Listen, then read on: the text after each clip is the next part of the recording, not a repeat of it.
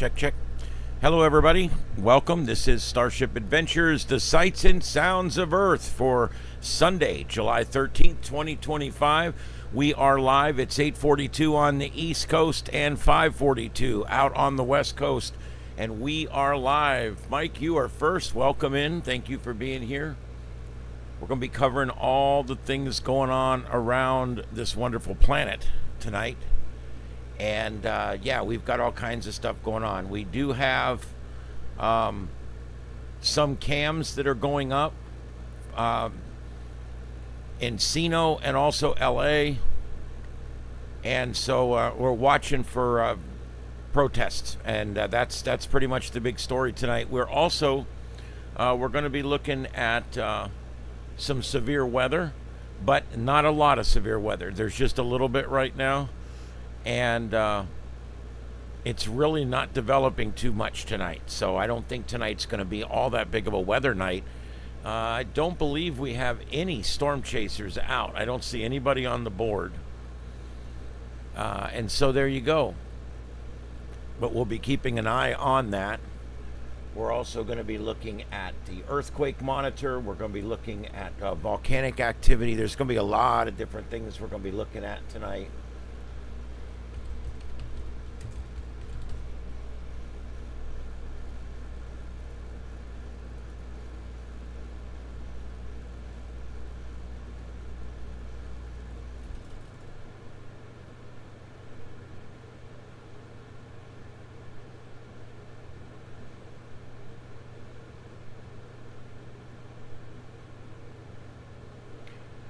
Looks like Kilauea is going off again, but it's not, you know, it's just not that big a deal right now. Trying to see what else we've got live here. Can't believe how many shots of that out in Hawaii, how many shots of that volcano we have out there. It's kind of amazing.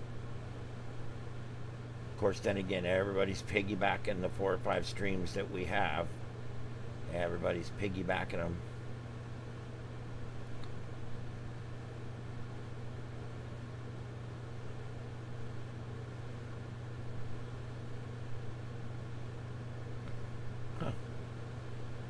I was hoping something would be going off tonight we could put up.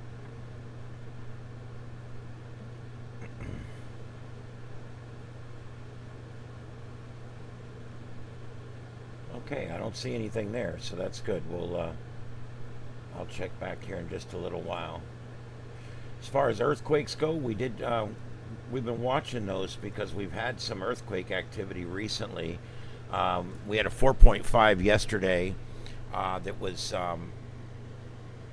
north of Anchorage, Alaska, and we have had one aftershock today, a 2.7, and here I can demonstrate that here. Here's the map.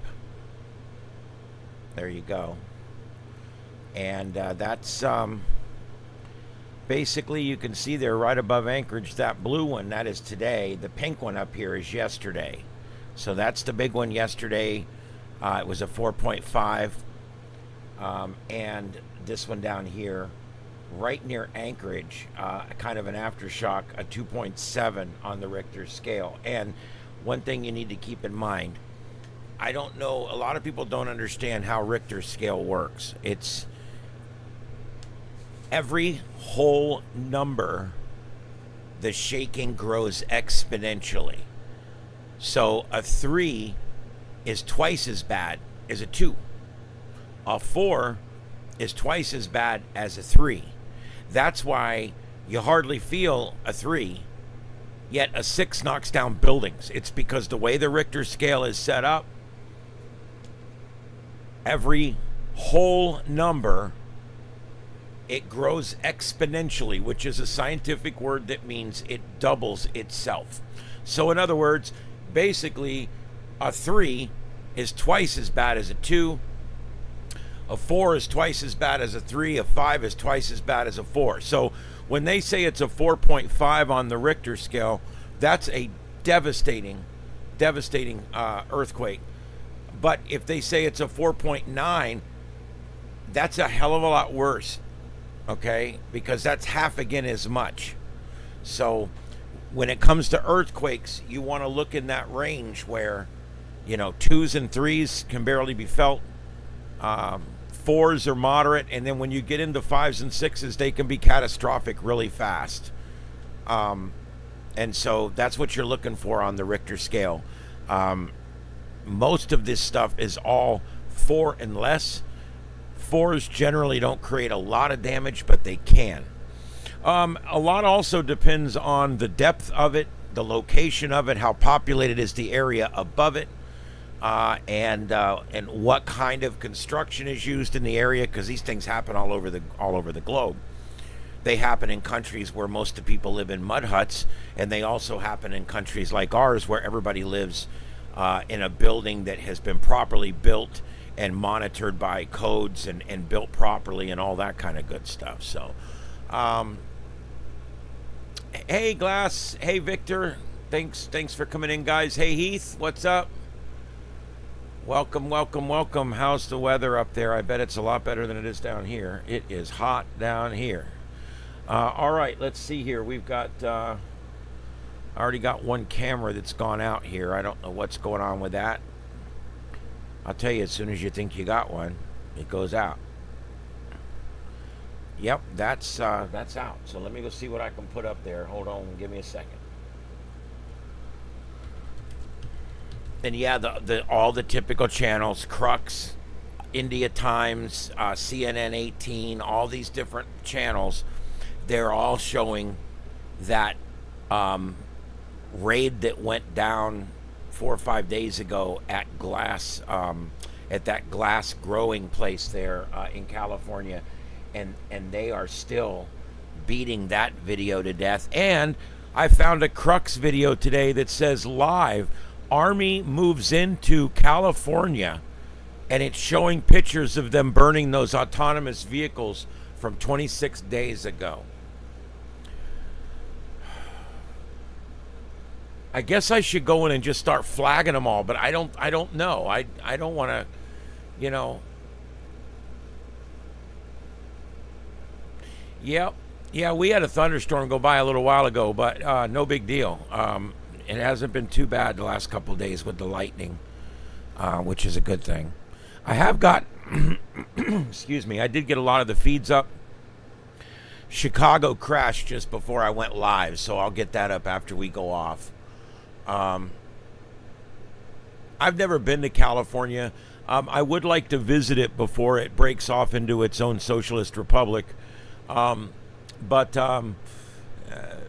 you know what's funny? I don't want to go there and visit the normal places. What I want to do is I want to go out there and see specific, like, shooting locations. And there's one specific shooting location out there that I want to see more than any other. Here, I can show it to you.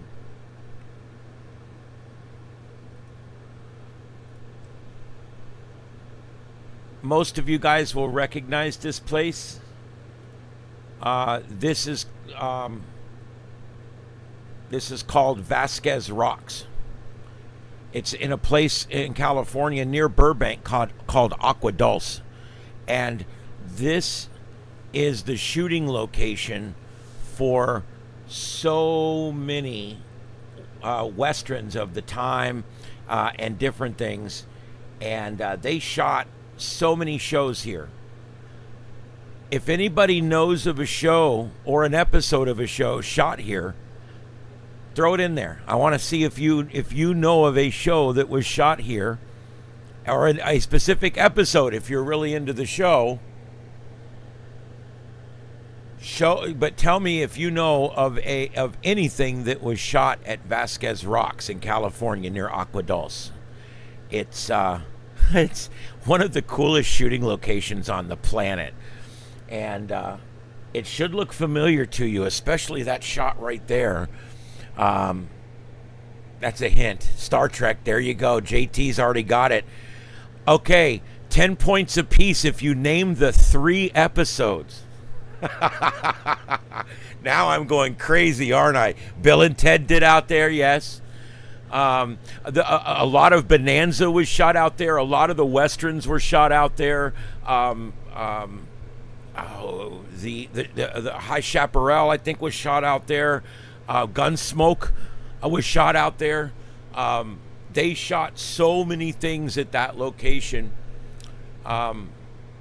They shot at least 3 original Star Trek episodes at this location. This was the planet that they beamed down to.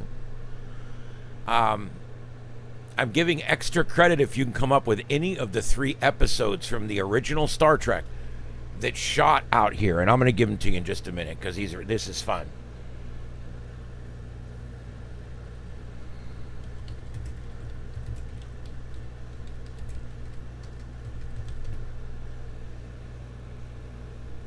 I know I'm way too much of a geek when it comes to this stuff, but this is the kind of stuff that I want to see if I went to California. You see what I mean? For most people, I want to see the studio. I want to see this. I want to see that. No, I want to see Vasquez rocks. That's what I want to see. And yeah, he beamed off that rock at least once. All right, guys. Here you go. Here's the first one. Hold on. Give me just 1 second.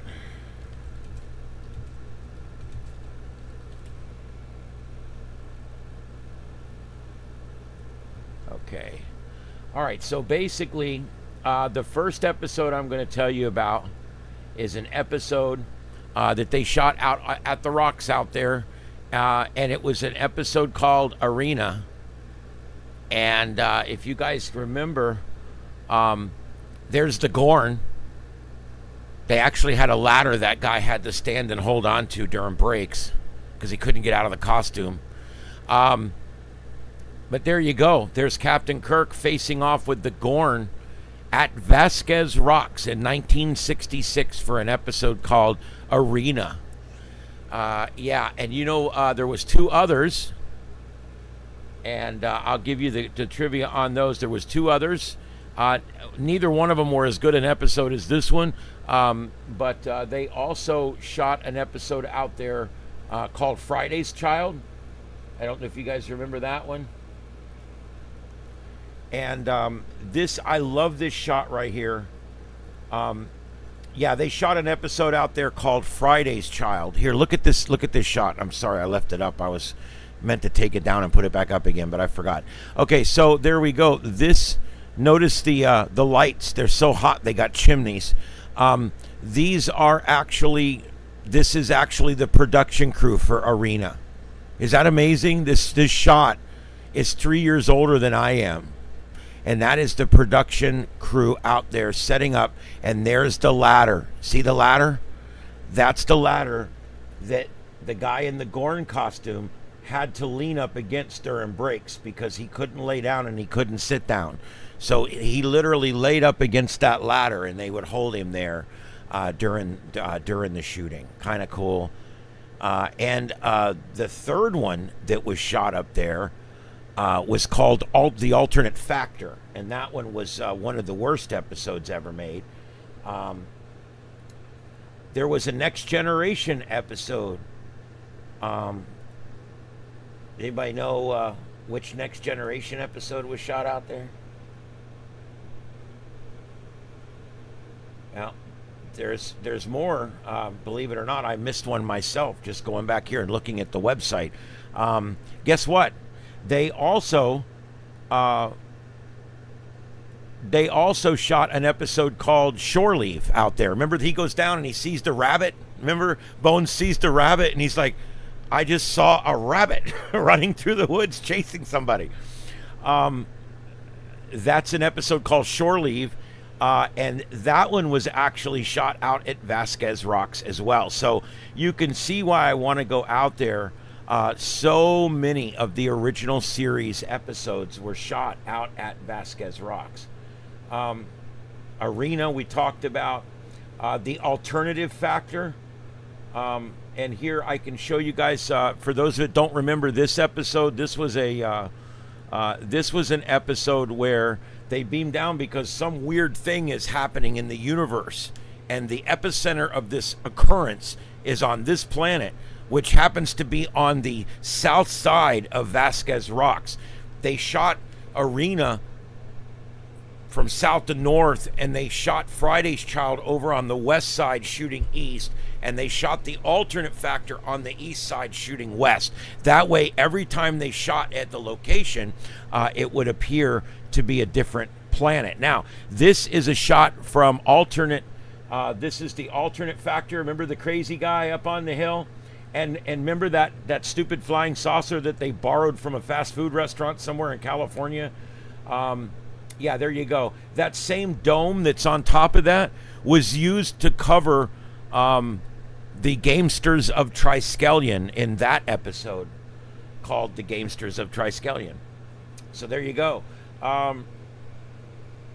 Friday's Child, I mentioned in this episode, they're trapped down on the planet, and they have to, they use their communicators to start a landslide. But there they are. They're at Vasquez Rocks. He's right underneath the same rock that he fought the Gorn on. And here they go. They're on the backside here, walking up between the rocks. And you can see there Kirk fashioning some weapons out of whatever he could find. And look at this. The Next Generation episode, Who Watches the Watchers? This was a good episode. This is an episode where Federation people were caught by the local natives watching them from a duck blind. And what a great episode. The people that the indigenous people on that planet see them save Picard from death, and they think he's a god. They think he's some kind of god, and they have to kind of set it straight. But if you notice in the background, we're southeast looking northwest here, again on Vasquez Rocks. And let's see, what's the next one that was shot there? Star Trek Voyager. Star Trek Voyager Season 2, called Initiations. And that's an episode where Chakotay ends up down on a planet with a Kazon, a young Kazon that kind of looks up to him. And they have to survive down there. And where are they at? Of course, they beam down to a planet that looks just like Vasquez Rocks. I love stuff like this. Okay, Voyager Season 5, Episode 13, called Gravity. In this episode, this Tuvok and oh my God, I just drew a blank. Anyway, these two guys here, they end up down on a planet, stranded, and they end up finding this woman, and the three of them devise a plan. The planet has a time dilation, basically a naturally occurring time dilation field. And as days pass down below, only hours are passing on the ship. So what seems like weeks and weeks and weeks and weeks for a rescue mission from the ship, it turns out it was only a day or two, because they're inside a time dilation field. So a great episode of Star Trek Voyager, Season 5, Episode 13, called Gravity. And then another one shot out there, Enterprise, Season 1, Episode 5. That's the one where Trip gets pregnant. Great episode, not great. Good episode, not great. Good episode. But again, she takes him to a holodeck. He's never, in Enterprise, they had never heard of a holodeck before. The Torrid Tale of Tom and B'Elanna. Yeah, we could talk for hours on some of the things they did really right and really wrong on that show. Anyway, but yeah, unexpected. An episode of Star Trek Enterprise. And look at this, Star Trek Picard Season 1, Episode 2. Look where he's at. Vasquez Rocks. They built this whole thing out there to shoot these scenes. It's a futuristic house.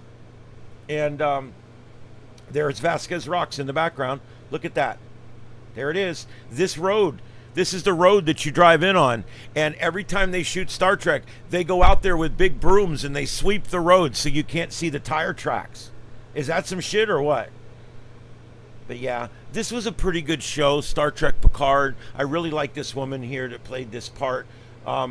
It was a good show. It was a good show. And the last season was great, and the last episode was one of the best hours, one of the finest hours of Star Trek ever made.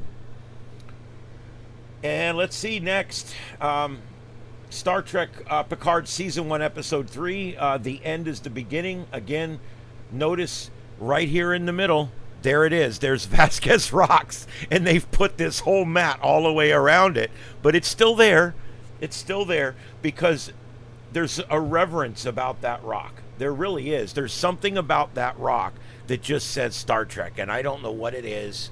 But anyway, there you go. Look how many Star Trek episodes, just Star Trek episodes, were shot out there.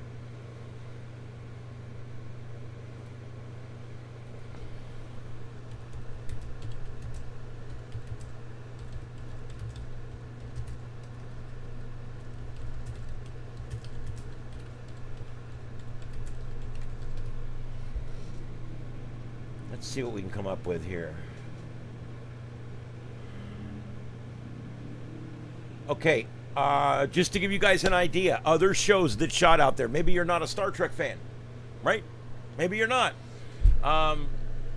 Kirk's Rocks. I've heard that before, Victor. I have. Here, let me give you some other ones that were shot out there.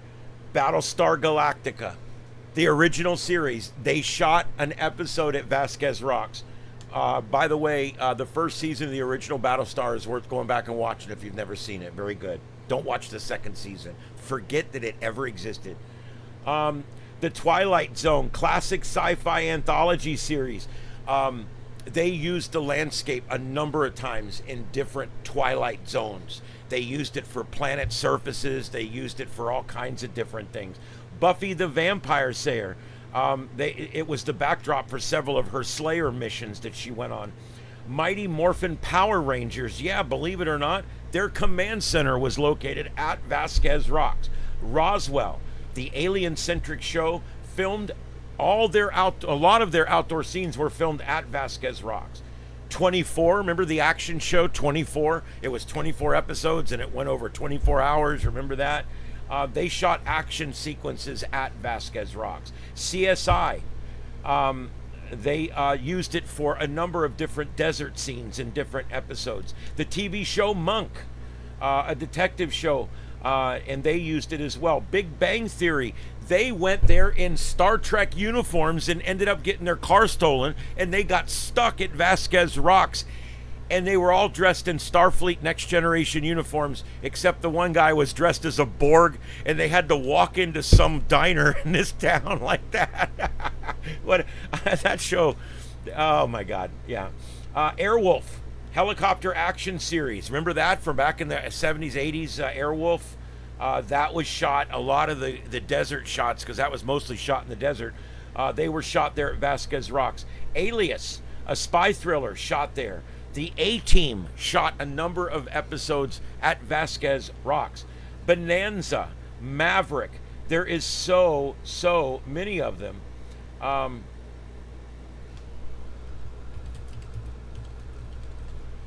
love ChatGPT. Give me 20 more.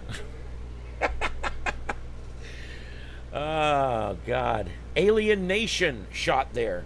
Annie Oakley, Bat Masterson, Batman, the 1966 series, Bones, Branded, Buck Rogers in the 25th Century, Charmed, Criminal Minds, Dinosaurs, Fantasy Island, Firefly, For All Mankind, Friends. Joey's big break movie shoot takes place at Vasquez Rocks in Friends, if you're a Friends fan. The Incredible Hulk, Jag, MacGyver, NCIS. The shows that were shot at Vasquez Rocks is incredible. When you walk onto those rocks, and by the way, there's no cover charge, there's no parking fee. You just drive up and you walk right up on the rocks, right where Captain Kirk fought the Gorn. And you can just walk right up there. There's been 1,000 shows shot there.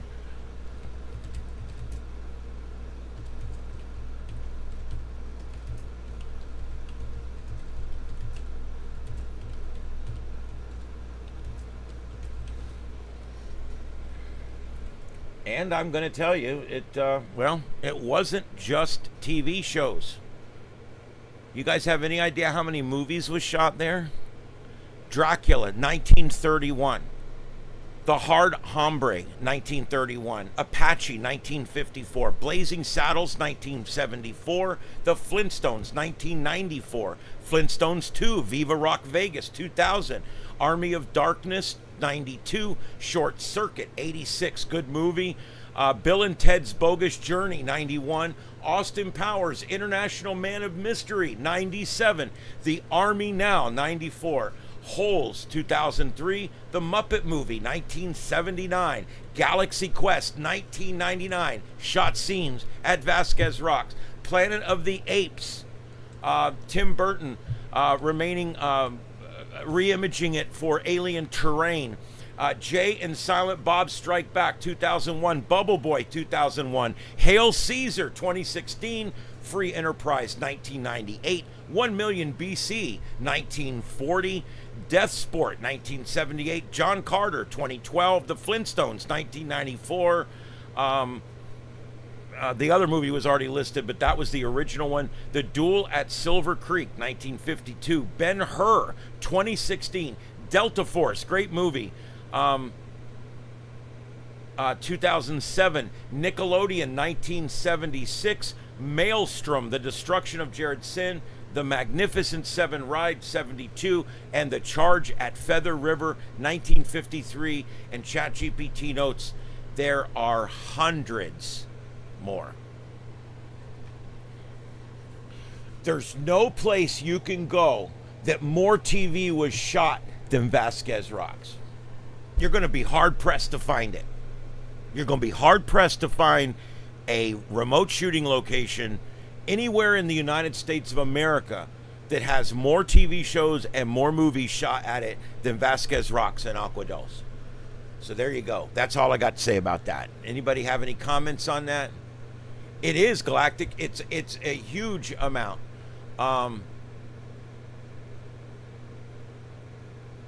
Airwolf was okay. You know, for a B show, it wasn't bad. I liked the two guys in it. I love Ernest Borgnine.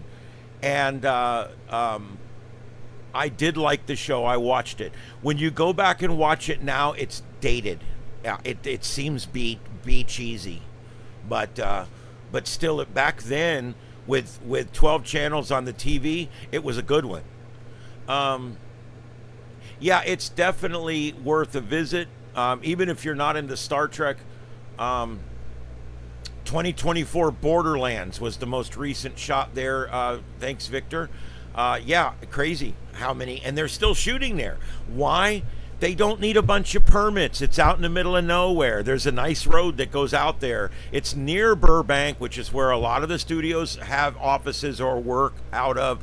And so it's kind of close and kind of far away at the same time. It's perfect.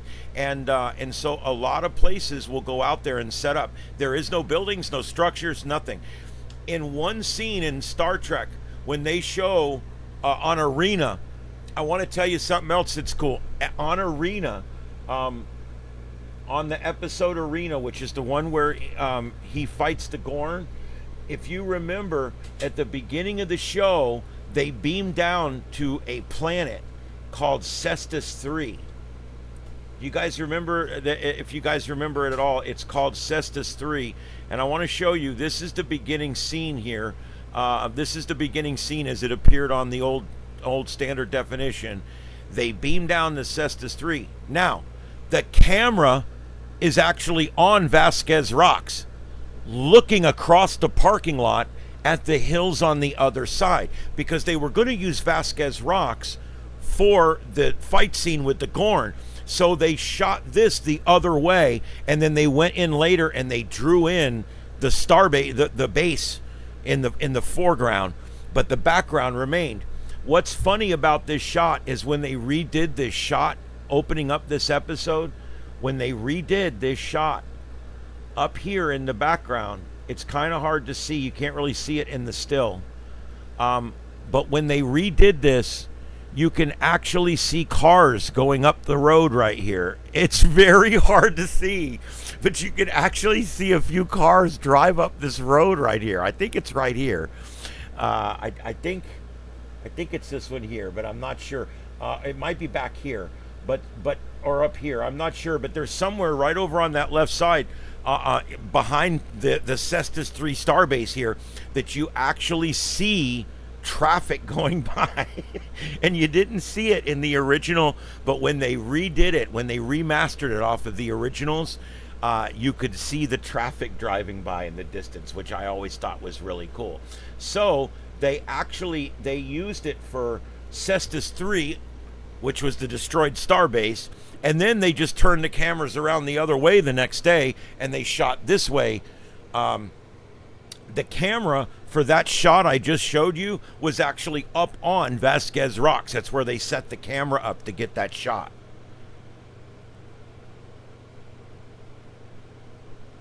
I just thought that's just really cool.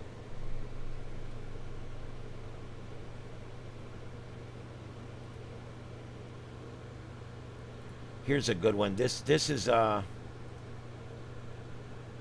shot of what it looked like. It's a low definition shot, but it kind of shows you what it looked like when they first beamed down right there. And that's the shot where you can see the traffic driving by back here. They beamed down, and as soon as they beamed down, they realized they beamed down into a starbase that's been destroyed. And he opens his communicator and he says, "Red alert, Cestus 3 has been destroyed." And that's what sets up the whole episode. And then they get attacked while they're here. The Gorn run. They get back to the ship. They chase the Gorn, and then the Metrons intercept them, and then it goes from there. But and then that's how it's set up, that the two of them are down on Vasquez Rocks by themselves fighting. That's how that all happened. But anyway, I just thought that was a really cool deal, and I wanted to show you guys.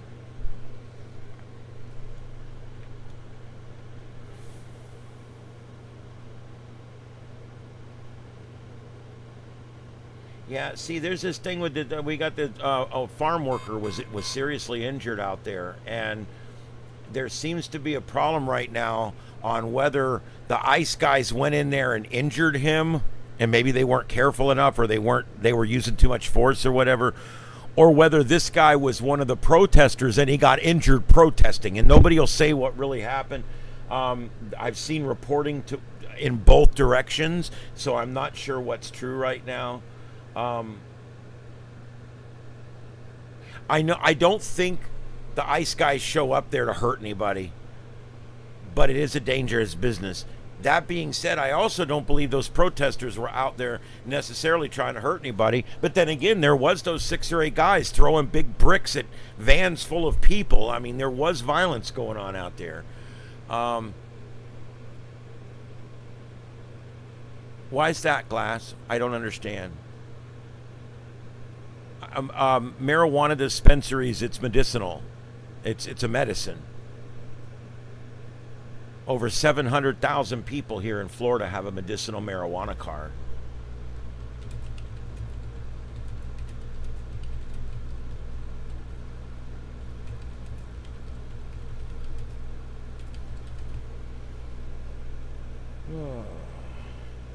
According to Google, approximately 3.87 million Americans are legal pot users. And every one of them is prescribed it by their doctor. These are medicinal users, not recreational users. And they're prescribed it by their doctor. And it works. And so I'm real careful when we start saying, growing pot is not, it's not something that we need, and it's not something we want. Well, it fits in the same category as hops and barley that we're growing for beer. What's the difference?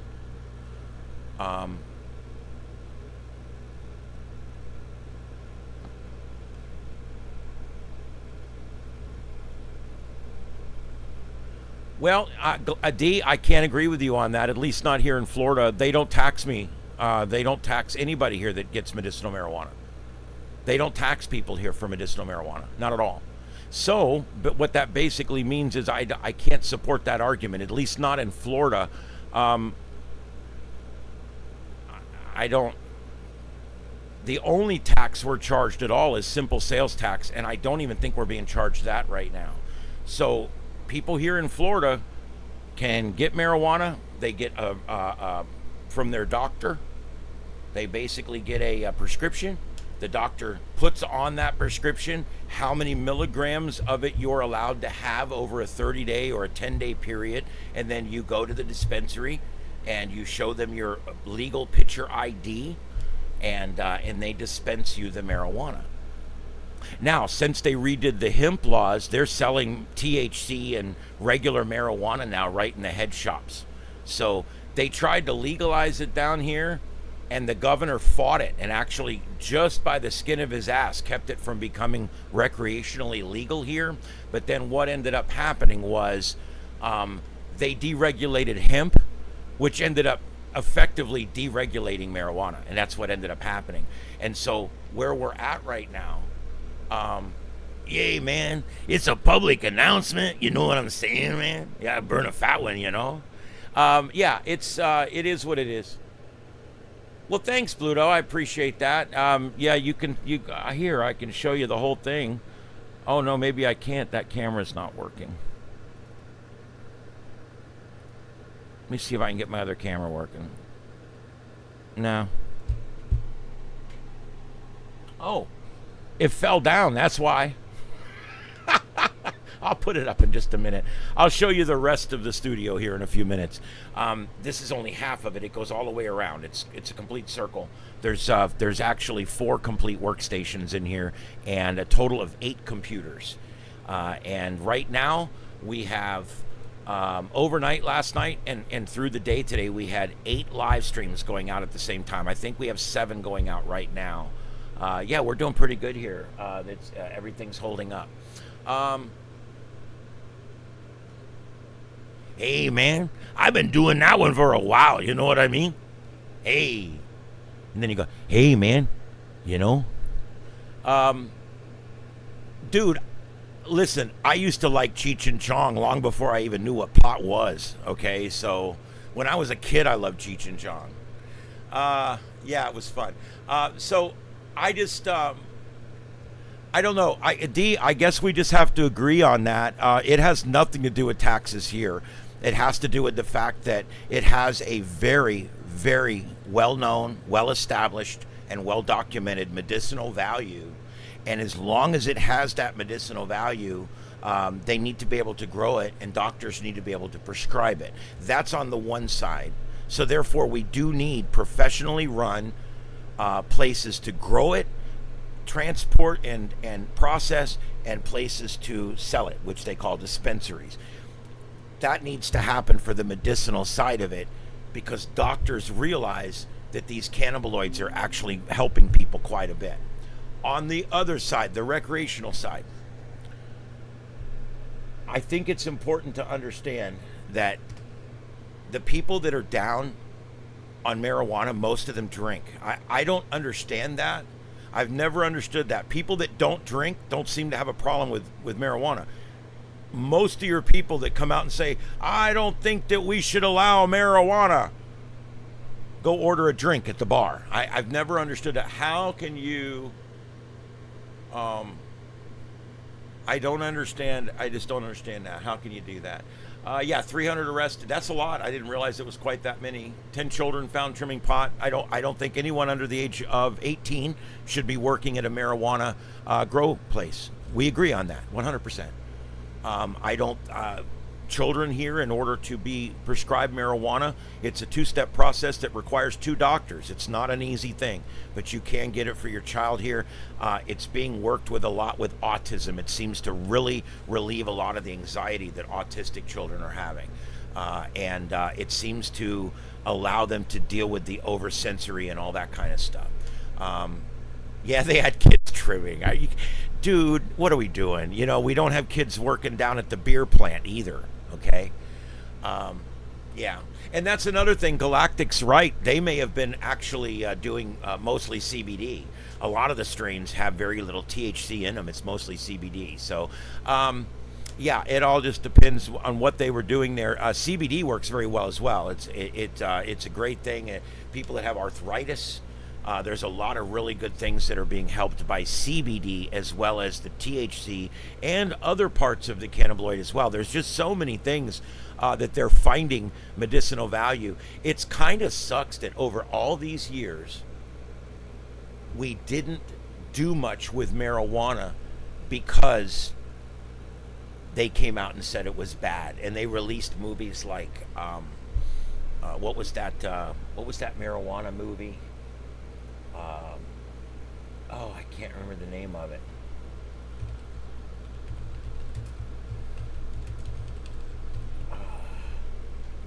Here it is, Reefer Madness. They literally released an entire movie called Reefer Madness, and the government pushed this, and basically what it was it turned people against it. That's what it did. And basically this old movie would basically showed, look at this, it tells you all about it. The professor comes on and tells you how you're all going to die from marijuana and then all this. And the truth is, this movie and several others and propaganda from the government convinced people that marijuana made you go crazy and jump out of windows and kill yourself. Truth is, people who smoke have a lower rate of suicide than people that don't smoke. So again, we were sold a bill of goods over here. We can't touch marijuana. Marijuana was put here as a plant. It grows everywhere. You know, it grows in nearly every state. It'll even grow in the northern states. It doesn't grow as big, and it doesn't grow as long, but it does grow. And I think that it was a lot. There was 4 or 5 different reasons that it was stamped out of existence, you know, and most of it is because it's bad, it's evil, and we're all going to go to hell if we smoke marijuana. Well, you know, the truth is, like everything else in this world, okay, we've been filled with a bill of goods here. We have, and this old movie is part of that. I really hate to see misinformation and disinformation like this, because the truth is there good things? Yes. Is there bad things? Yes. It's just like anything else. Let me ask you a question. Has any doctor ever said that alcohol should be used medicinally? Has anyone ever heard that? You know, 300,000 doctors across the United States feel that marijuana should be used medicinally. Well, they tried at one point to say that cigarettes had a medicinal value, and that was proved to be wrong. So we've got people out growing and planting tobacco. We got people out growing hops and barley, and we got children picking both of those crops. But over here, we're growing marijuana for medicine. I agree, children shouldn't be picking that crop. But what's the difference? I don't understand how this one's evil, this one's perfectly fine. I don't understand that. Yeah, people used to smoke in hospitals. It's funny to watch these old movies and to see the doctor walk in and say, well, ma'am, and he's getting a cigarette ready and he's rolling it up and he's putting it in his mouth. Yeah, ma'am, here's the thing, you know, you got cancer, you're going to die. And I'm like, but yeah, that's the way it was back then. The air traffic controllers would all sit around smoking a cigarette while they're landing the planes. I mean, that's the way it was back then.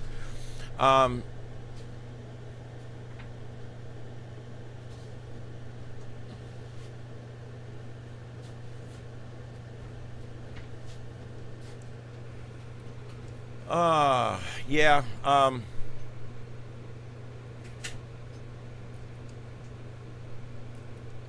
Yes, that's another thing. Oh, hi, Ed. Can I help you? Hi, guys. Ed just showed up. Say hi, Ed. They're up here in the camera. You got to say hi. Say hi. Hi, everybody. All right. You co-hosting? You want to say meow? This cat yells when he needs something. He yells. There's the mic. You can talk right into it. No? All right. I don't normally have the cats in here when I'm on the air, but let me just move things out of the way so he don't step on the keyboard and take me off the air. All right, let's see here.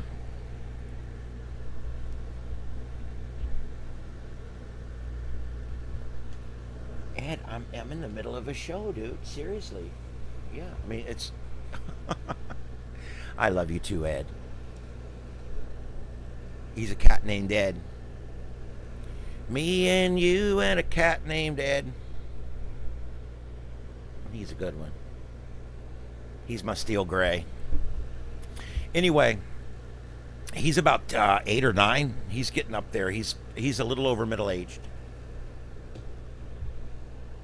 No, you know what? Dare helped some. I think where Dare screwed up was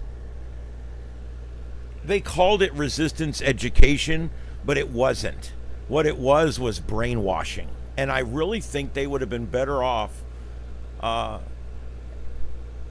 think it had Dare not concentrated on alcohol and marijuana and tobacco, and had Dare just concentrated on hard drugs, I think the program would be a lot more successful. Because you go to school and the teacher tells you, if you drink alcohol, you're going to go to hell. And if you smoke marijuana, you're going to go to hell. And if you smoke cigarettes, you're going to go to hell. And that's Dare, pretty much. I mean, other than maybe the hell part. But you know what I mean? It's like they demonize everything. And then people go home and they watch their dad smoke a joint, drink a beer, and have a cigarette in front of the TV. And so what do they think? Well, okay, so my dad's an evil prick. And I really think that was the wrong message. The message should be these 3 things we should stay away from. But we're here today to talk about hard drugs that kill. Hard drugs that kill. And quit trying to put soft drugs and hard drugs in the same category. That's all. I'm wrong. What am I wrong about? Be more specific, please. The process was definitely broken because the best way to get people to not do something is not by what looks and feels like intentional brainwashing. What works is to pick what's really killing children and go after that specifically. Are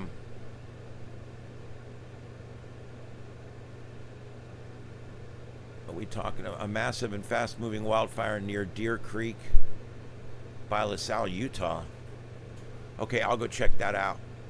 I'll go check that out right now. Hey, Ed, could I ask you if maybe you want to go outside? Because I'm busy. Can I give you to him so you can go outside? Here you go. There you go. All right.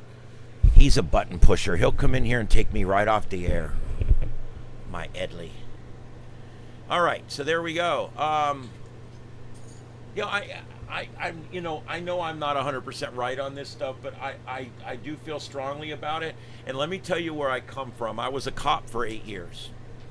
Okay, I was a firefighter. I'm retired, fully out of the fire service.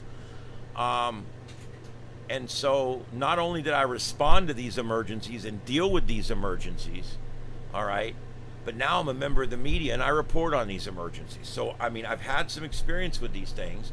I've run overdoses. And that's, I think, where I started getting my respect for the fact that we've got this all backwards. And,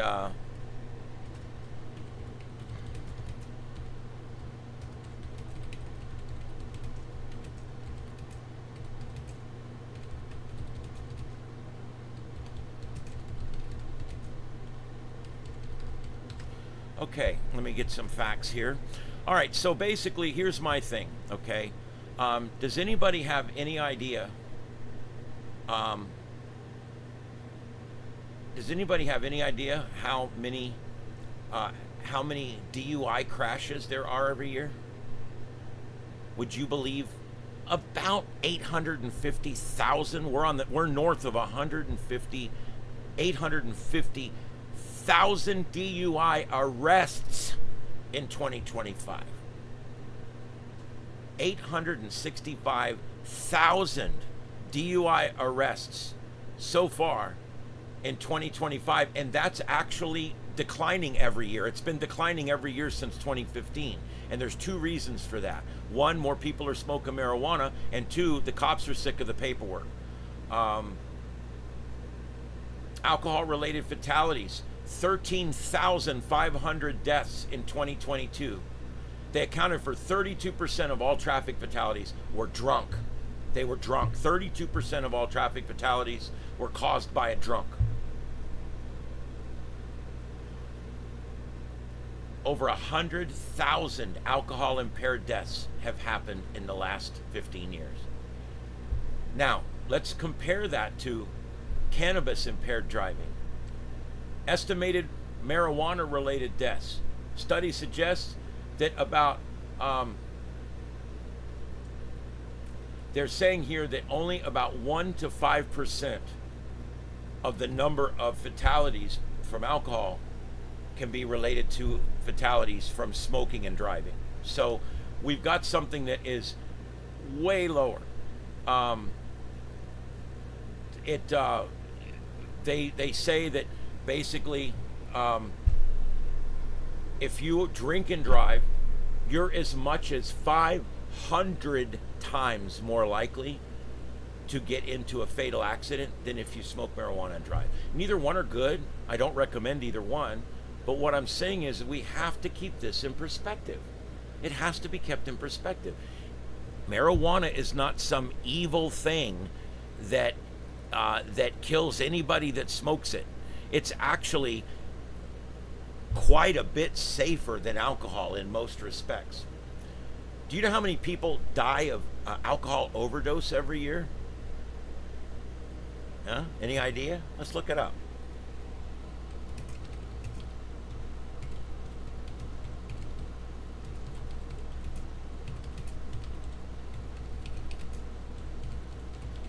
Let's take a look.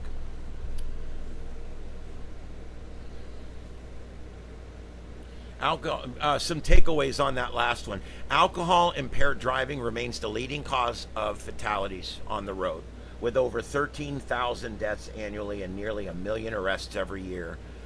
Cannabis related crashes, though still much below alcohol.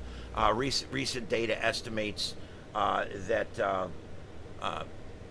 marijuana, driving while intoxicated with marijuana, can see as many as 1,400 deaths a year. So we're dealing with 13,000 versus 1,400. So again, if you're going to compare apples to apples, you have to compare it all. Let's talk about, real quick, annual alcohol-related deaths.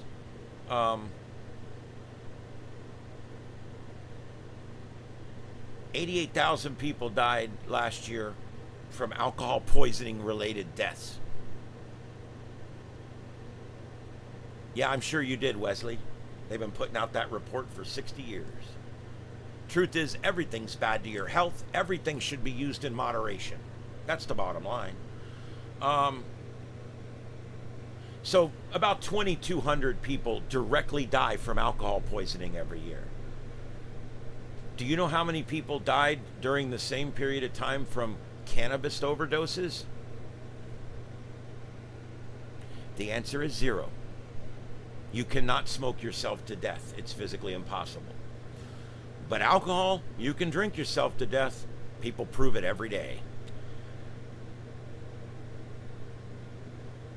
Edibles are the #1 way that people are getting themselves in trouble. But even if you eat way too many edibles, you just go to sleep. You wake up 12 hours later and you've got a good night's sleep.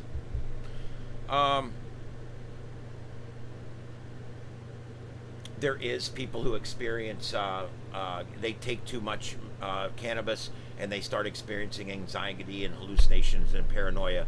Basically all the same things you get when you drink too much alcohol. The only difference is alcohol disturbs your motor skills 10 times more than marijuana does. That's why you see these kids smoking so much weed when they play these video games. It actually makes them more aware, and it actually helps them stay calm and more aware during the game. You don't see people getting drunk and playing these games or tournaments or anything. So again, it's just you just have to look at what you're dealing with, and you have to look at the facts. Don't think, well, for 60 years, ever since I was born, they told me that marijuana is going to bring on the Antichrist somehow, and the truth is, it's not.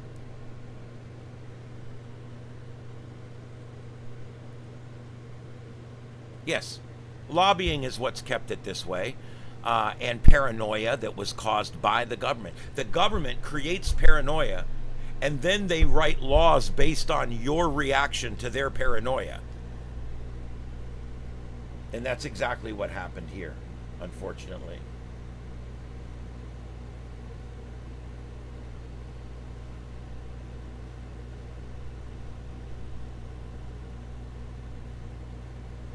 All right, I'm looking for some lives here. Let me see what else we got going on, because I got a blank spot. I'm trying to find something to put in it. I got 2 blank spots, actually. Oh, let me see what I can find. Not a lot going on tonight. Let me see. Let me look at that. Was that Utah brush fire, wasn't it? Let me see if there's anything coming out of there. Nope. Anything at all out of Utah that's live. I don't know how I can search an entire state sometimes and not find anything coming out of that state that's live. It's like it's something wrong out there.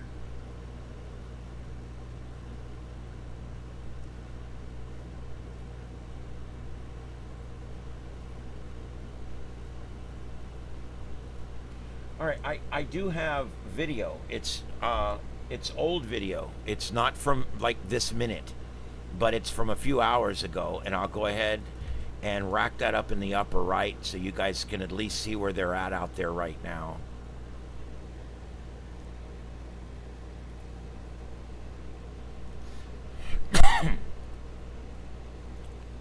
All right, I'll put that up. This is that fire out in Utah, and this is some video they've got of it there from earlier. This is from earlier.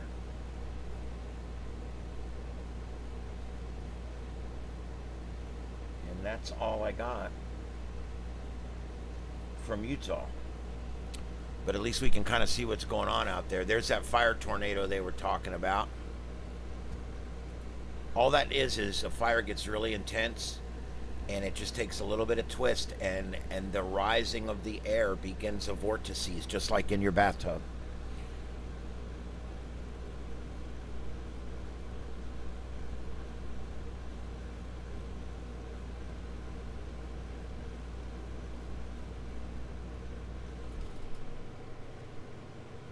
I clicked live. Why are you not showing me lives? Oh, Talking Life with Nick is live. She's got a neat little show over there that she does. I do like her channel.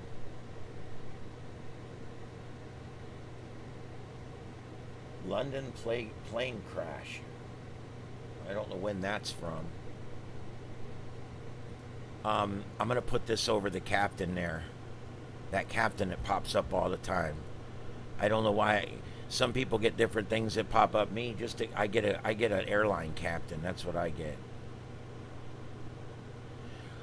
This is a plane crash that happened over in London earlier today, and so I'm going to show that for a minute there in that small screen. That's a plane crash in London, and also that brush fire in Utah in the upper right, Times Square, and then we've got the slips there. There's 2 different ones showing 3 slips each. Those are out in California, ice protesting is what that is. Yeah, no, it's not live. That's why when it's not live, I make sure I tell you guys that's not live. However, I do want you to see what's going on out there. This guy in this bobcat, it looks like a little bobcat. He's out there trying to put a line in and keep it from that structure out there, probably his house.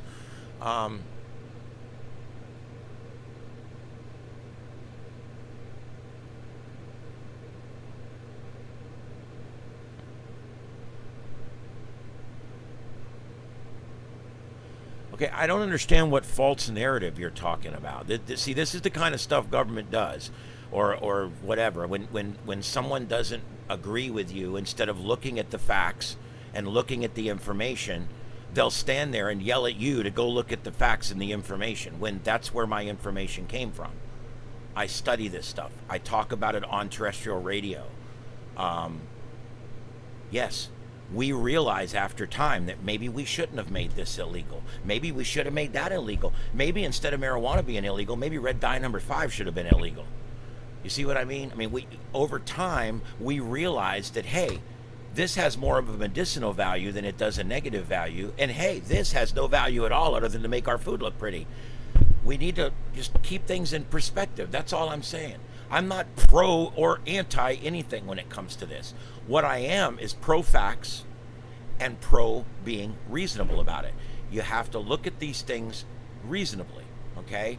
And if you start the conversation with marijuana's evil, we can't have a conversation, because you're just going to keep telling me that I'm pushing a false narrative, when in fact I've been giving you facts all night. Facts, numbers, actual hard numbers all night long. Uh-oh, Aquarius. That's not good. Did you get Windows 10 Pro in there? Get that in there and go in there and look up the 5 steps to permanently disable all Windows updates. At least that's what I do.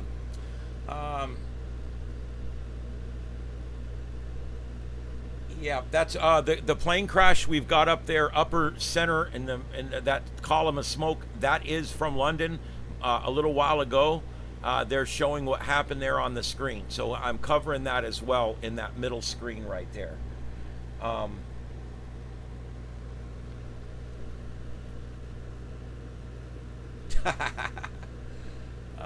Oh no, Windows 11. Oh, no, thank you. Or should I say Apple for Windows? No thanks. I'll never have Windows 11. I never get the odd numbered Windowses, or the even ones. It's the even ones. I liked 1, I hated 2. I got 3. 311 for work groups was great. I can go through the whole list all the way to current. Every other Windows was an absolute abstract disaster. Okay? 7 was great. 8 was terrible. 10 was great. As great as Windows can be. And yeah, so now you've got...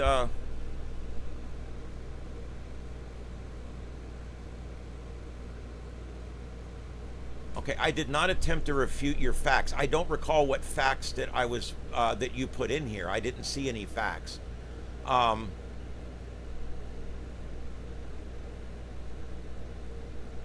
Okay, making a comparison between other similar drugs that have vastly different laws connected to them is in fact relevant. Just because it's inconvenient for you doesn't mean it's not relevant.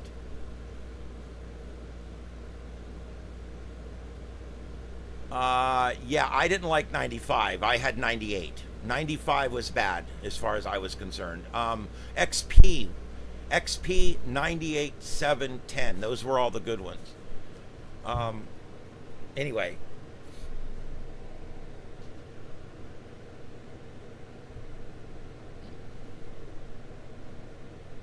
Yeah, Glass, there is a lot more out there. It surprises me when someone who's not a doctor, not a medical doctor, will come in and say that 300,000 medical doctors that have prescribed cannabis for their patients are wrong.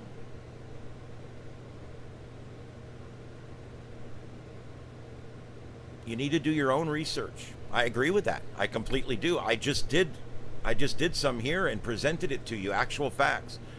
I actually know more about this than you have any idea.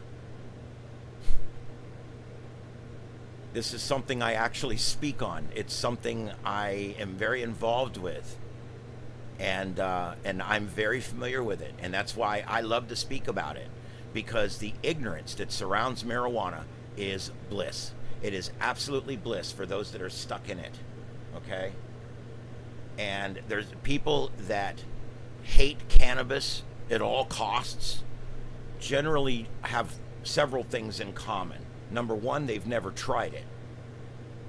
Number two, They're the kind of people that are persuaded by government propaganda, and they're the kind of people that fall for things just because. We've been told for 60 years that people jump out of windows, so people jump out of windows. That's a fact. No, it's not a fact. In fact, when patients go on medicinal marijuana, the suicide rate goes down. However, when people drink, the suicide rate goes up. Those are facts. I can actually give you the actual numbers if you want. I've got them right here in front of me.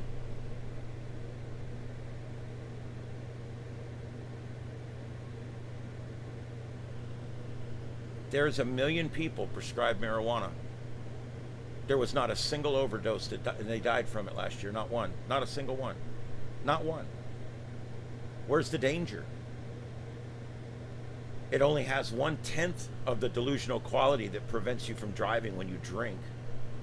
In other words, if you smoke and drive, you're a lot less likely to get into an accident. In fact, you'll probably drive too slow and get the attention of the cops and get pulled over anyway. So you got that. The health effects, they're finding out now that the health effects are just like anything else. If you smoke something, it's not good for you. But there's ways to take THC, there's ways to take CBD, where you don't inhale it, you don't smoke it. And those ways are very safe, actually.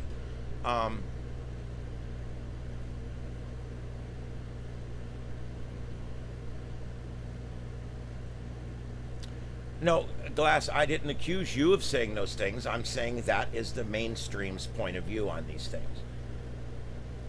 However, if you go back and read all your comments, it appears that you're just one of these people that it hates it because it's, in your opinion, it's somehow not Jesus-like or not government-like or doesn't fit within what you know as normal because of all of the resistance education and everything that's been given out over the years. I get it. Thank you, Galactic. I appreciate that.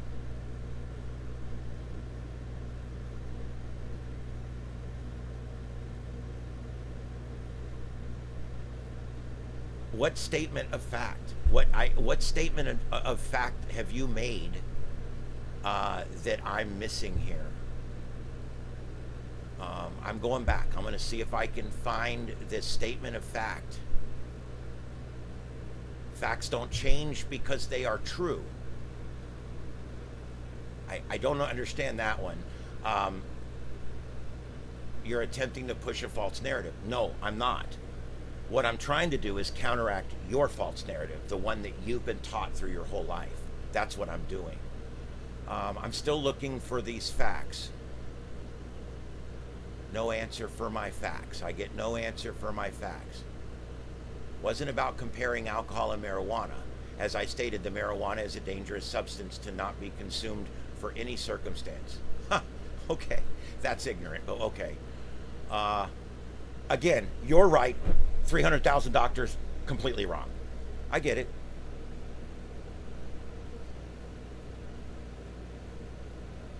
No one tried to rationalize the use of marijuana by bringing up alcohol. All I'm comparing it to is alcohol is legal. If alcohol is legal and marijuana in some places still is not legal, okay, then it's valid to compare those two substances and the effects that they have on society when we're evaluating whether this one should be allowed and this one should not be allowed. If you don't see that as a valid argument, then you're not coming to the debate. You're not showing up for the debate, okay? I'm sorry. I don't understand. I don't see, I try very hard to respond to everything I see in here, but I haven't seen multiple studies have found. If you reject it as fact that what multiple studies have found, I had multiple people tell me from medical journals to their program, verify my statements. Sure, these government shills, these doctors, not the 300,000 that prescribe it, okay, but these 3 or 4 over here that work for the CDC, yeah, that's right. There you go. And it's what DARE told you, right? Because law enforcement never lies, right? Government never lies, right? Government lies to you every time they speak. But yet you fell for it, hook, line, and sinker, okay? They've been telling you all your life that alcohol's fine and marijuana's deadly, when actually we're finding out it's almost the exact opposite. That's what I'm saying, okay? But I don't see the statements I'm supposed to verify here. Dare and medical journals. I can show you medical journals all day long where people are prescribing marijuana to their patients, and they're going on and on about the wonderful qualities. If a person is taking Percocet for pain and they're hooked on it, but we can put them on marijuana and suddenly the pain goes away. We wean them off of the other stuff, and now we've got a patient that's using cannabis instead of narcotics. I don't see how that's a bad thing. That could never be a bad thing.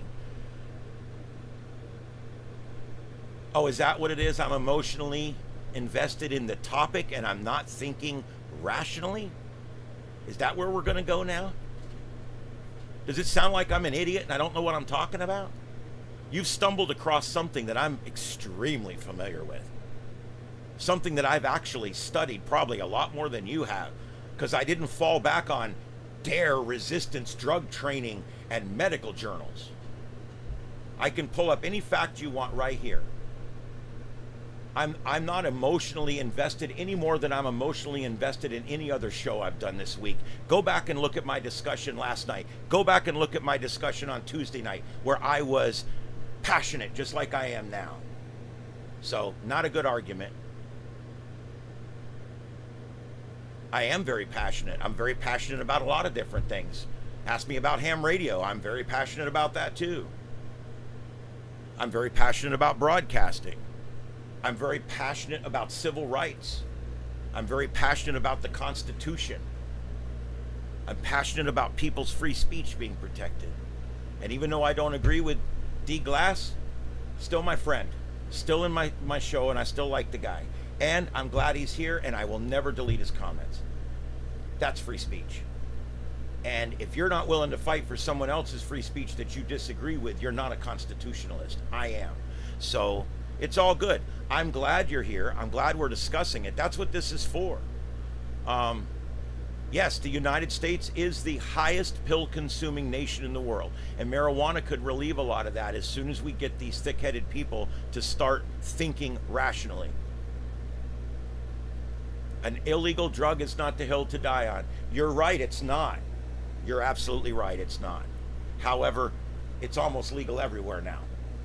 Okay? Between the hemp laws that have made it legal in a lot of places, the medicinal marijuana laws, the recreational marijuana laws, you know, you can buy marijuana in almost every state now legally, one way or the other. So, I don't know what you're getting at. The trend right now is that it will be legal everywhere within 10 years. Medicinally, recreationally. So, you're the one fighting the losing battle right here. You're the one dying on a hill that ain't worth dying on. Okay? Who are you to tell me what works for me medicinally? Who are you to tell me what works for me medicinally? I would never tell you not to use a certain medication. But in your head, it's okay to tell me that I shouldn't have access to that medication. And that all those doctors are wrong. In a lot of places, you can grow your own. In Florida, you cannot. But that will be coming soon. We've already got it legal through the hemp avenue. We've already got it legal through medical here. And the signatures are already in. It will be on the next Florida ballot for full recreational use. The federal law thing, they've been declassifying that. Apparently, go back and do some reading. The federal government is no longer enforcing any of that stuff, and Trump's in the process right now of getting rid of all that. It will no longer be a scheduled drug at all when they get done. So another hill that probably is not a good one to die on.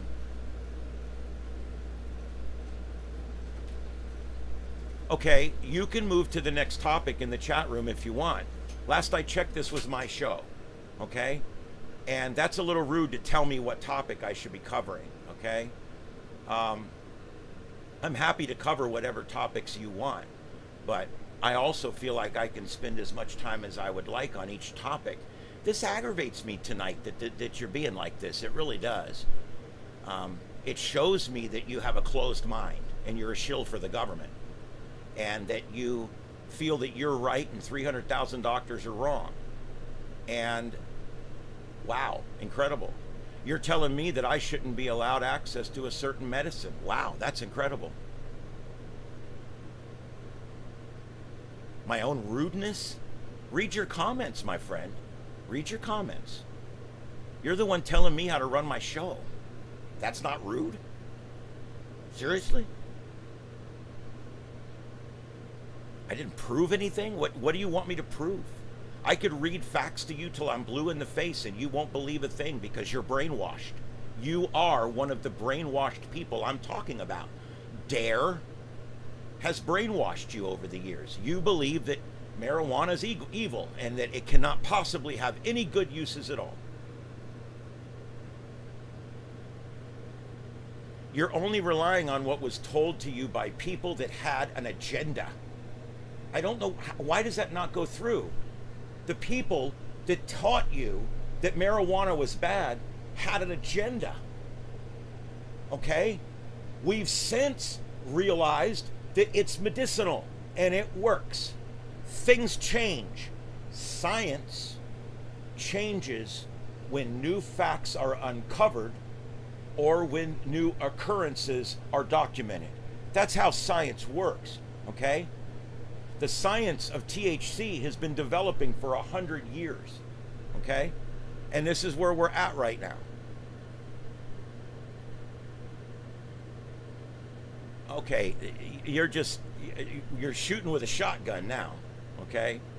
With this one specific thing, you are brainwashed. Yes, sir, you are.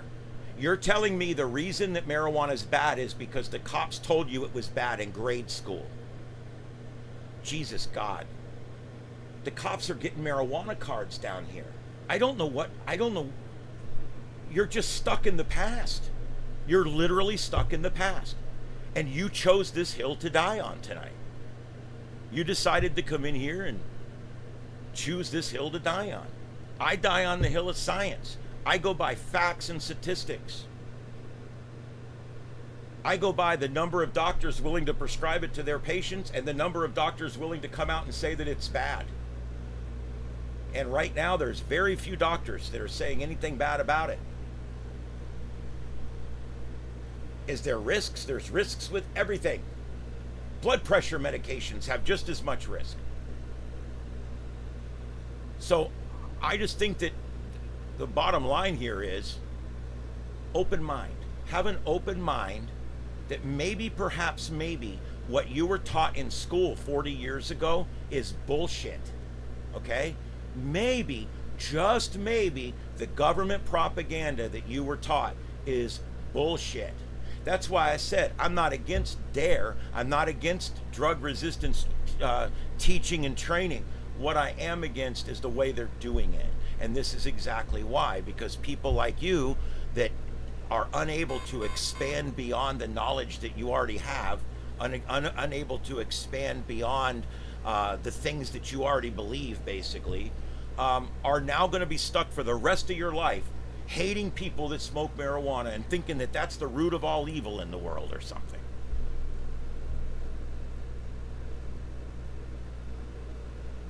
What facts have you presented, D? What facts have you presented? I have presented a number of facts tonight. You have not presented anything but talk. Please, present facts. Please. You can email me links if you would like. I want to know. I was on the debate team. I'm good at debating. But you have to bring substance when you debate. And any fact I didn't know, I simply looked up real quick. I have the ability to look up any fact that you want to know right now. And since I know I'm right, any fact I pull up is going to support my case. And every fact tonight that I have pulled up has supported my case unequivocally.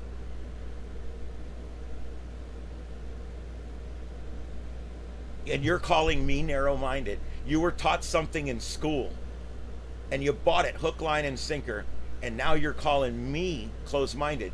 This is what people do, okay? This is very typical of people.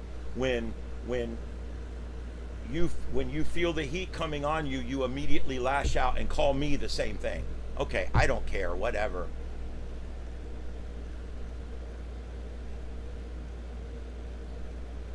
Don't worry about it, Galactic. It is what it is. I'm sure a lot of people have blocked several people in here tonight. That's fine. Glass, you've presented no facts. I went back through all your posts. You've presented no facts. You're pissing me off now, to be honest. I'm going to be honest. I'm getting upset because you have not presented any facts. You're a troll. You're an antagonist, okay? And I'm a free speech channel. But it will reach a point where if you're just trying to antagonize me and upset me during a show, that's not going to work, okay? I try to come in here and do this for you guys. I make 63 cents on these shows, okay? It's not like I'm making any money on this, all right? I come in here and do these shows, and you keep yelling at me because I'm not addressing your facts. You haven't put any facts in yet.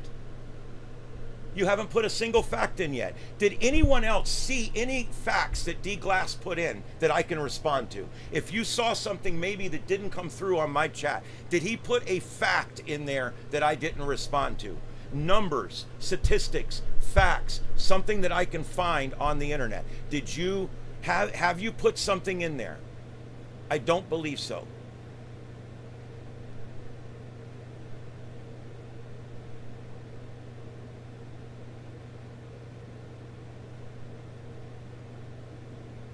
Yeah, I don't block people. I try not to.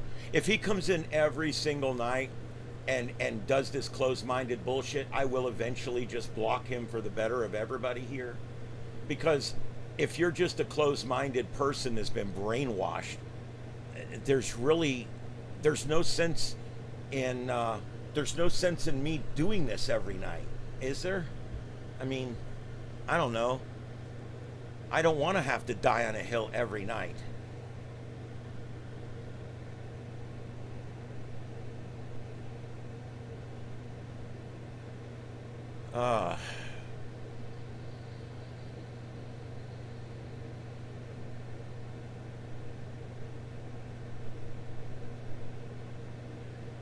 Yeah, so anyway, that's fine. You know, I hate to lose a viewer over it, but he's one of those people that has no facts to support what he's talking about. He has none.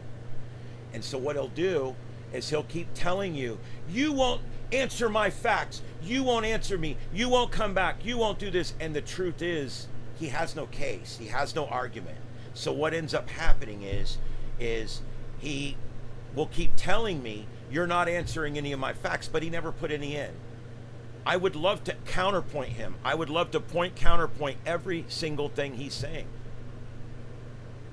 But he doesn't want that because, truthfully, the truth is on my side on this one. We've come a long way in 50 years on cannabis. A long way. Most people don't think that it's the devil's weed anymore, or Satan's cabbage, or any of these other things. Yeah, I agree with you, Aquarius. I think a lot of people come on YouTube and they kind of look for a fight. They're kind of looking for somewhere where they can go on and get into a little argument back and forth with a host. And that's fine if that's what they want to do. My numbers are down tonight, and I'm sure it's because of this.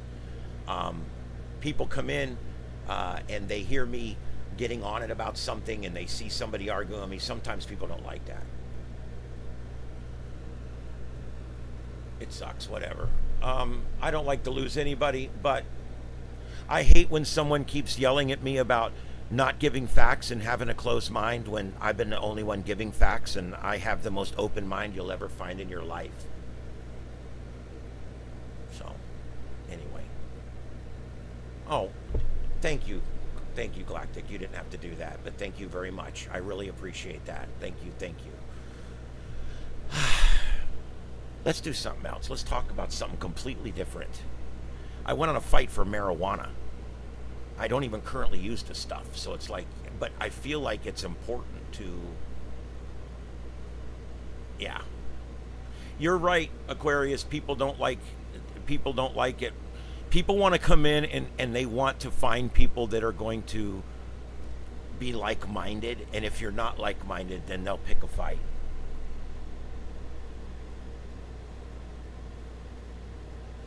And I know he's still watching, so D Glass, you're welcome back tomorrow, buddy. You know, it is what it is. Yeah. The war on drugs has probably hurt more people than the drugs have. Pot grows on the side of the road, and if you're caught with it, they'll take your freedom away for years. Do you think that the war on drugs has helped our society over the years? I mean, do you realize how many people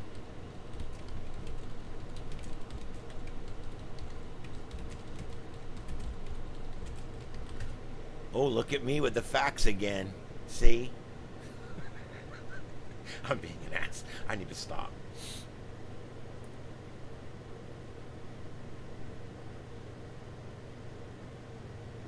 Let's see here.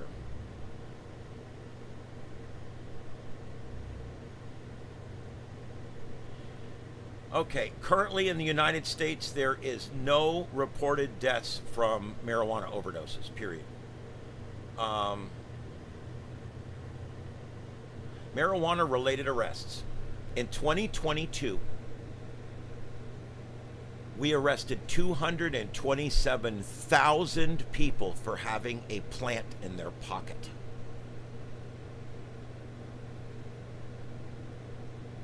$227,000. Each person spent an average of 1 day in jail, because some got right out and some do a month or a year. They spend an average of 24 to 48 hours in jail, okay, total. And each day they spend in jail costs us money. So,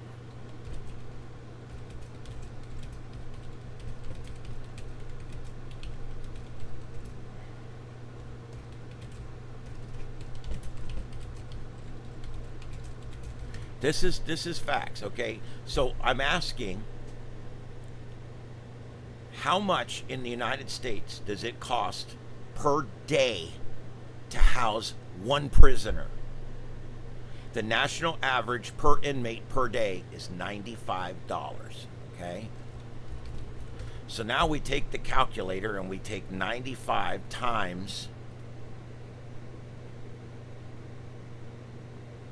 227,000.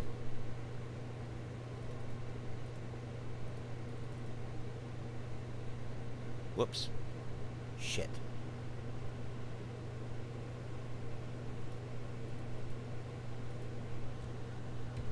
$227,000 arrests.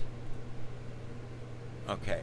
So, in other words, that's $21 million just to incarcerate them. That does not include court fees. That does not include all the bullshit after court.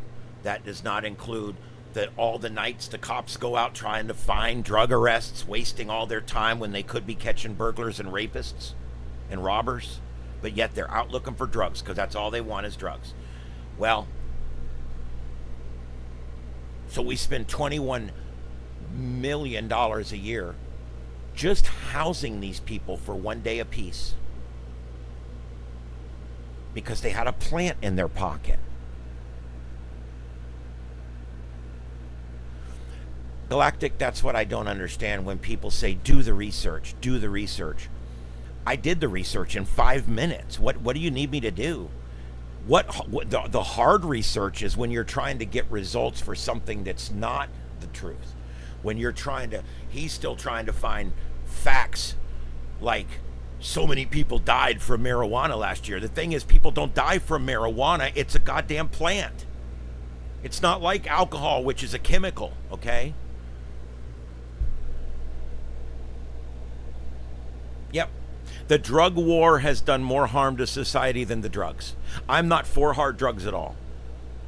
I'm not even necessarily for the legalization of hard drugs. But I will tell you, the war on drugs has been more damaging to society than the drugs themselves.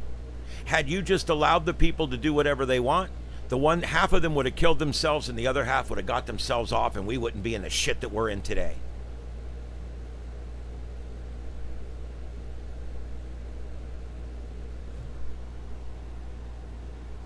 Alcohol, marijuana, cigarettes. They all three are bad for you. They all three speed up the end a little bit, of course. Yeah. But let's not mix them up with hard drugs. I'm probably going to get dinked for this episode because I've got so many drug words in it that I've said that you'll probably see this episode will not be there tomorrow. But that's okay. You know, it's like when these people come in and they're just like 100% on this or on that. It's like, and there's issues like the ICE rate issue, you know, whether you're for it or against it, whether you're for the letter of the law or whether you're for not the letter of the law, whatever. There's all these different things like that out there right now where it's polarizing. It's extremely polarizing for people, you know, and drugs is another one that's very polarizing.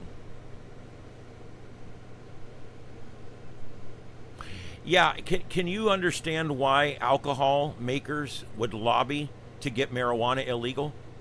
You know that more money has been spent, millions and millions and millions of dollars has been spent by these beer companies to keep marijuana illegal. Every time they try to make it legal down here, the beer companies donate money through third parties to fight it. Well, you know why? Because when they legalize marijuana, DUIs go down, and people going to jail goes down. It's a plus for society. It's an absolute plus for society. But the one thing that is not good for some people, and that's the alcohol. There's less alcohol sales. Because people are like, well, I'd rather smoke a little bit when I come home than drink that alcohol. And so you'll get some people that'll do that rather than this because they're both legal.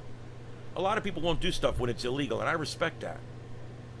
I'm kind of the same way. I find that the best way to stay out of trouble is don't do anything, you know, that's bad. But I'm also a constitutionalist, and I don't let my shit be walked on either. Yep.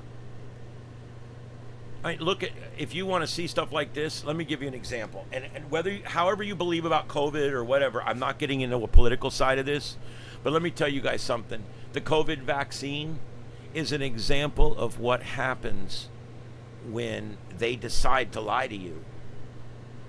They came out and said, here's the COVID vaccine. Not only is it 99% effective, that's what they originally said. Not J&J, but Moderna and the other one, they both said 99% effective right off the bat, okay? And people started taking them. And after about 3 or 4 months, they started trying to make it to where, like my work, we have 200 and 300 people work there. My work sent a letter to me that I was going to have to get the coronavirus vaccine or they were going to have to lay me off. I wasn't getting that vaccine.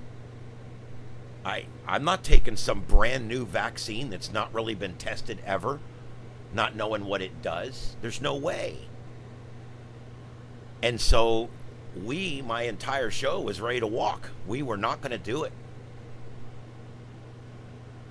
Now, fast forward. 3 months later, they come out and say, well, it's not as effective as we thought. It's 80% effective. And it's 60% effective on preventing hospitalizations. Okay. But it's still effective. I mean, it still helps. Then the courts shoot down the whole mandate thing. Thank God. We all got to keep our jobs. Except people in the military and the federal government. They had to sue to get theirs back, but they're all getting theirs back too. So, Galactic, I'm not anti-vax. Please stay till the end. I have all the other vaccines, and I believe in all the other vaccines. So I just want to make sure everybody understands that I'm not anti-vax. This mRNA thing is not even a vaccine. So I'm not really even talking about vax. I'm talking about the coronavirus shot. is what I'm actually talking about. You're correct. Vaccines are amazing. They're wonderful when they're tried and tested over years and proven to be effective. I agree with them. Now, I think we give too many of them at one time, but that we'll have that discussion another night. Okay? So then 6 months goes by, people are taking these things and everything, but now they're not mandatory because the court shot that down. But still, about 60-70% of people at my work are getting the shot. Right now, about or at the time, 70% of the people had shot. You know what we started noticing? All the people out with coronavirus had the shot. It was almost like spooky. It's like, oh, Bill's got COVID. Oh my God, well, Bill got the vaccine 3 months ago. That's weird.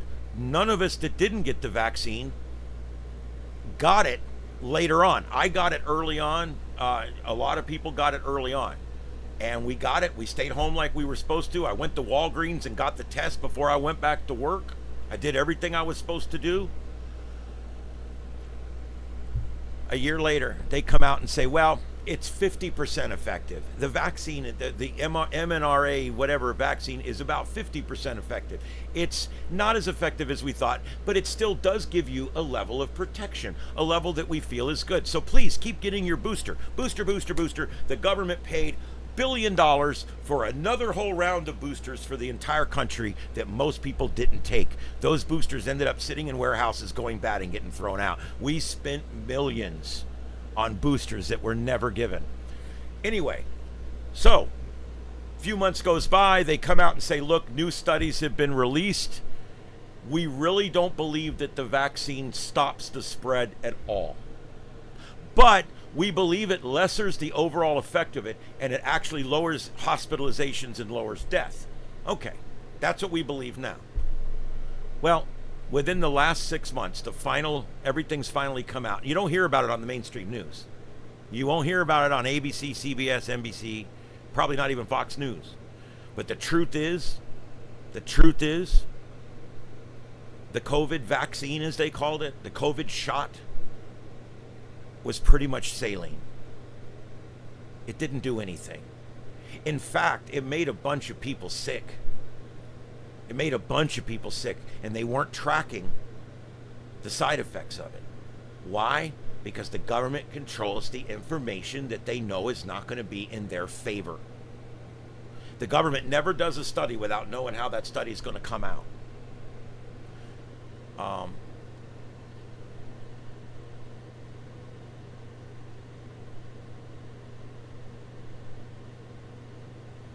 Let's see here. I think meds are way overprescribed. Whether you're talking about blood pressure meds or pain meds, they're all overprescribed. My grandma at one point, she's dead now, God bless her. My granny, she was a retired school teacher with a master's degree, wonderful woman. And she, at one point, got pissed off because she was feeling so bad. And she literally just quit taking about 2/3 of her meds and actually started feeling better and lived longer. I do believe that they slowly, 3, 4, 5, 7 doctors all prescribing everything from vitamin B to blood pressure pills to liver pills to whatever else. And I believe that those have a negative effect over time. I really do.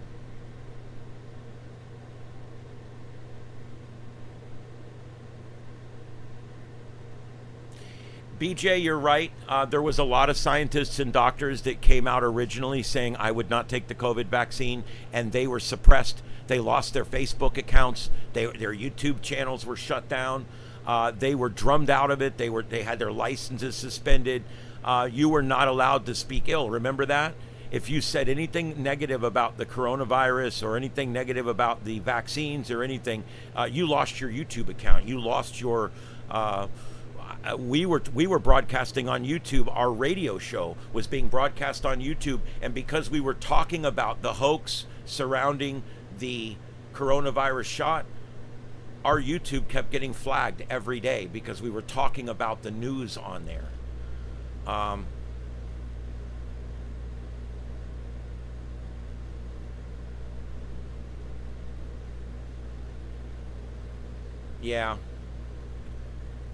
Galactic, there's always a pro and con to everything. I do believe that there's several things I'm doing right now.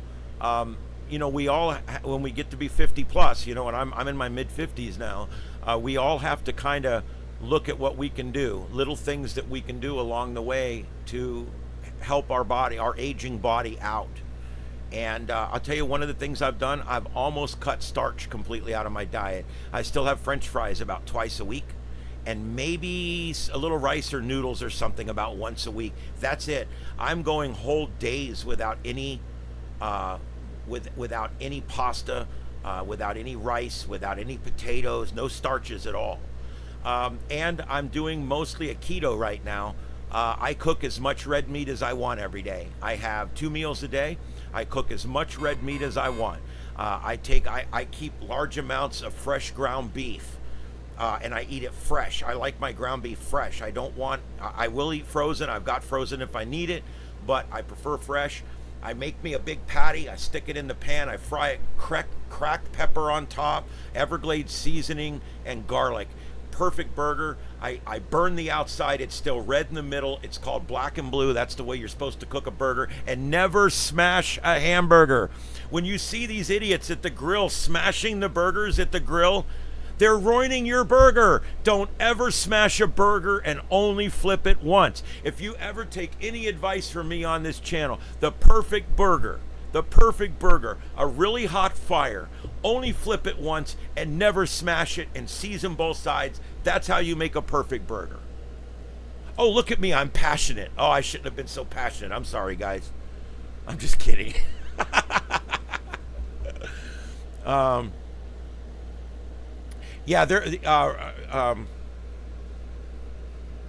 Rufal, I guess is how it's pronounced. Yes, I agree. The freedom of speech was stifled greatly during COVID. And we found out that everything they were stifling us on was the truth. To end the whole vax thing I was talking about a minute ago, because I don't want to go any further with it, to end that discussion with you guys, the end of the road for it now, the government is still buying it. They're still offering it, and the CDC is still recommending it. Yet we know it doesn't work. It has zero positive effect. And so I don't get it. I absolutely don't get it. And back to my diet, keto, I do meat and vegetables. That's it. I allow myself as much vegetables as I want. Green vegetables, cooked green vegetables, or corn. I allow myself as much as I want.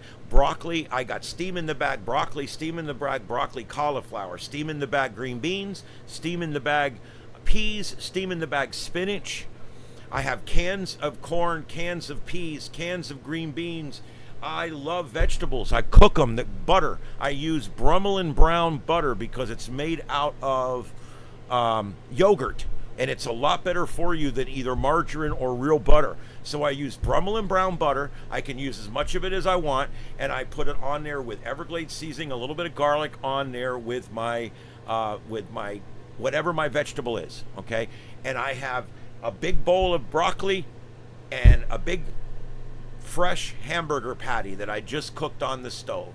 And that is my meal. I generally don't eat anything that's not cooked. I don't eat fruit or vegetables or anything. I mean, I'll pick out a few grapes and eat them if they're good, if they're sweet. But for the most part, I don't eat anything raw. I don't eat anything room temperature either. I like all my food hot, piping hot.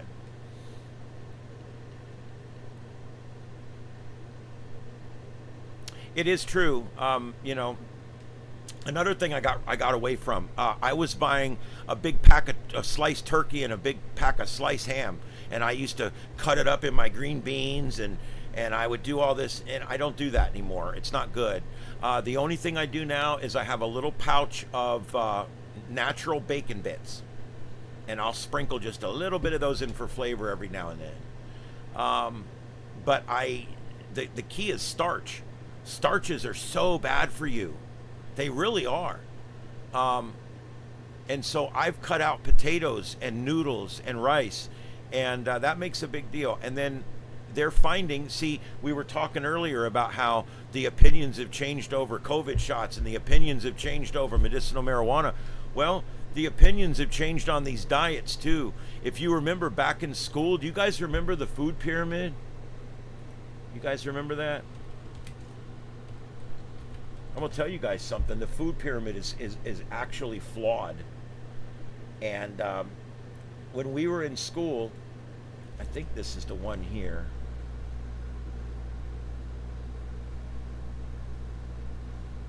Nope, that's the newer one. I want to find a food pyramid from the 1970s.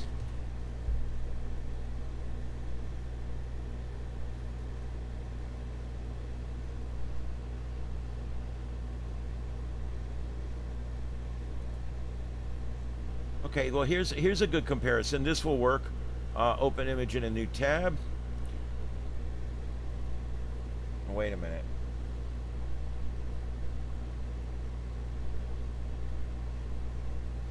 Well, that's shit.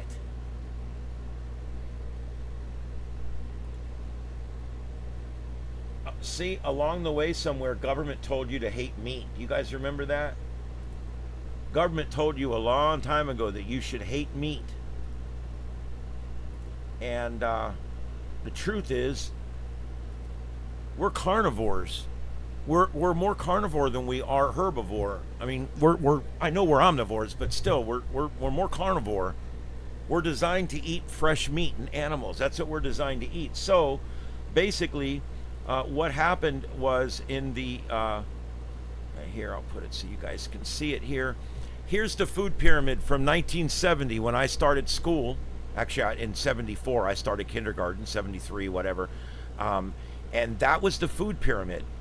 That was the food pyramid.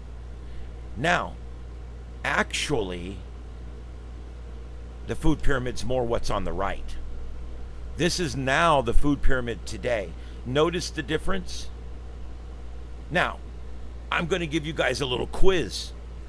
Do you guys know the number one reason why breads were at the bottom? Does anybody know why schools were given a food pyramid that shows that we should eat 3 times as much bread as we should eat meat, and 2 times as much bread as we should eat vegetables, and 5 or 6 times more bread than we should eat desserts and other things? Wow. Think about that. Look at that. And now look at the food pyramid on the right. They've moved the bread up to the top. Bread should be something you have in moderation. Should not be something you eat every day. And the vegetables are the thing you should fill your gut with. And the meat, quality meat, is the next thing.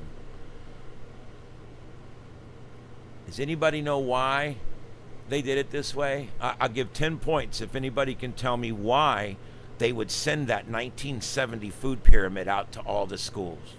It's not because it's true. They knew back then it wasn't true.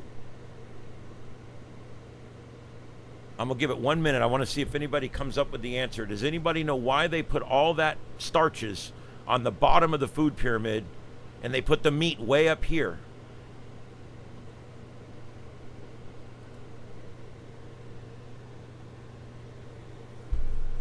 All right. I'll tell you. Money. Money. All the shit on the bottom is cheap. They can make bread for nothing. Noodles, rice, all that is really, really cheap to make in a school cafeteria. Vegetables and meats, on the other hand, are a lot more expensive. They made this damn food pyramid specifically because of what it cost, for what food costs. You're right, Ding Ding. You're absolutely right. Sick fucks. Incredible. I know those videos are repeating up there, guys. That's just showing you what happened earlier in Utah. Upper right, plane crash across the pond, Times Square, and then the other 2 there are the 3 on the left and the 1 in the middle right. Those are protests going on in LA. And we are watching for severe weather situations, although so far nothing. Looks pretty quiet so far. We only have right now this one area down here where we're expecting the possibility of some choppy weather tonight. They've been reducing the areas down all night, so I don't think we're going to get any bad weather tonight. That's the bottom line there.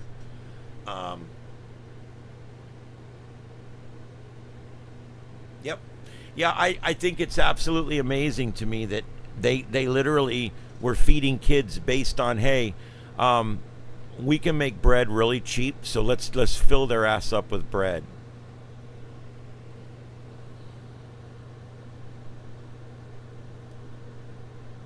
Yep.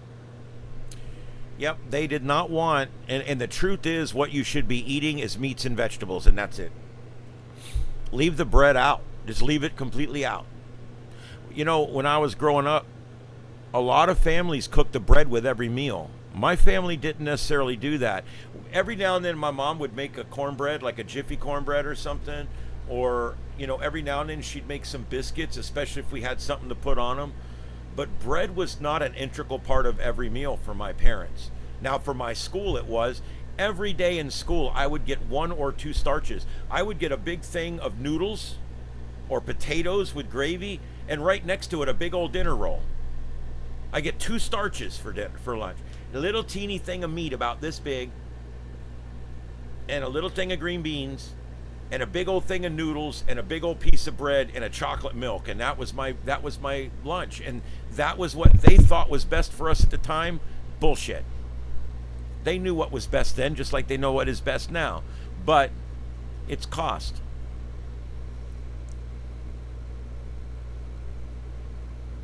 Yeah, yeah. There's.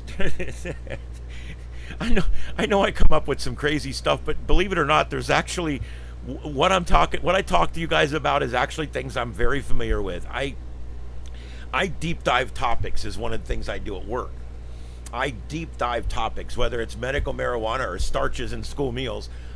I deep dive these topics, okay, and I understand them top to bottom, and then I go on the air and talk about them. So by the time you guys get me here, I've been talking about this for 2 years, man. This has been, something I talk about all the time. Yeah, ding ding, sugar. I still have a problem with sugar. I'll tell you, here's my biggest problem. No, I'm not a drinker. Haven't drank alcohol in probably 10 years. I never was a drinker. Every male in my family going back 2 generations is an alcoholic. I won't touch the shit. But Mountain Dew. Or should I say Walmart Mountain Lightning, because I can't even afford real Mountain Dew anymore. That's my vice. I'm doing great food-wise. I'm doing great, man. I'm on the keto. I'm doing great. I eat 90% vegetables and red meat. 90%. I'm doing great. That's my vice. I can't get away from it. I think water is disgusting. In fact, when people say, I'd like a water, I literally give them the line out of Idiocracy. I look at them and I'm like, you mean like out of the toilet? Yeah, I do. It drives me nuts because it's like, oh my God, dude, seriously? I mean, seriously? Wow.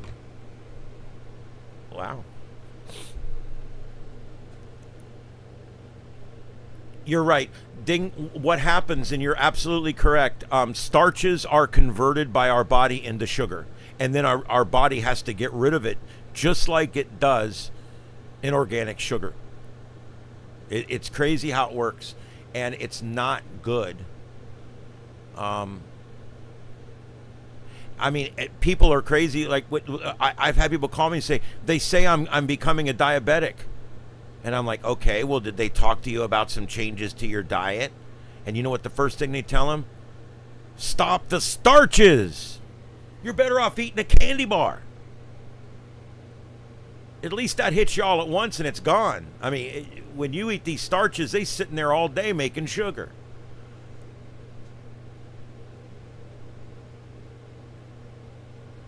Now, BJ, if you work out, or you're a firefighter, or you got a hard job, you're what do they call it, an offshore fisherman or a coal miner, you probably still should pack some starches. There's a need. there is definitely a need when you work really hard. I'm talking about for those of us that don't do much at all, like me, that are quite sedimentary. The only fitness I get is I walk my 80-year-old mother through the mall 3 times a week so that we can both survive longer. I every other day, just about every third day, I go pick up my mom. We drive to the mall. We eat lunch, and we walk the entire mall because that's how you stay alive. If you ain't moving, you ain't living.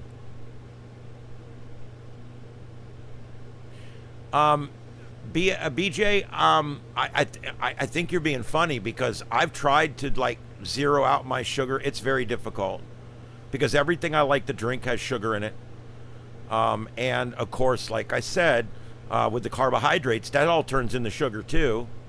And I have a little addiction to ice cream sandwiches, and that's sugar too. Yeah, Ding, if you're going to get sugar from berries, of course, is the best sugar. Sugar from fruits, direct sugar that comes from an organic source like that.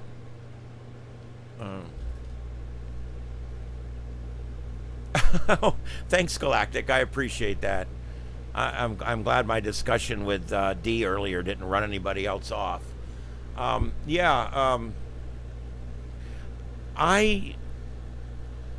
don't know. Most of my shows were about ham radio, so if you're not really into ham radio, you might not have seen me. But I've kind of branched out. Ham radio doesn't have that big of a base of people, and of those people, they're very finicky, and so many of them don't take in YouTube videos. A lot of them have been doing it for 100 years, and they're not going to listen to somebody like me that's only been doing it 5 or 6. And I'm struggling with numbers over there. So I've slowly been branching out over the last 2 years. I started 5 years ago. Over the last couple years, I've slowly been doing more and more with my channel. I did some sci-fi stuff. I visited the Star Trek set when it was in Kingsland, and I did a bunch of stuff with that. I've done stuff with hurricanes. I do a lot of stuff with hurricanes. You can go back and see. I was actually live with my friends the night before a Category 5 hurricane hit this location. So, you know, I've done a lot. It's just, I was on the other night covering riots and stuff a couple weeks ago, 3 weeks ago, and I just came on and started talking, and everybody seemed to like it, and my audience went up, and at the time I had thousands of people in here, and I just started talking, and people wanted to listen to it, so, you know, I just kept doing it. And so I've been going on about 5 nights a week, 6 nights a week, at between 8 and 9 Eastern, and I just come on and talk for a couple hours, and I put up a bunch of screens, and I'm having fun with it. I really am.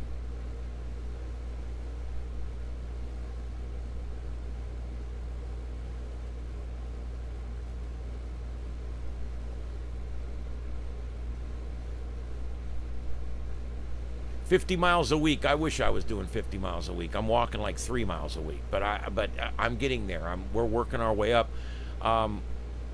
It's difficult for my mom. She's old. She uses a walker, but she's able to walk the entire mall with a walker, and that's what's keeping her fitness up. I mean, that literally is what's keeping her fit.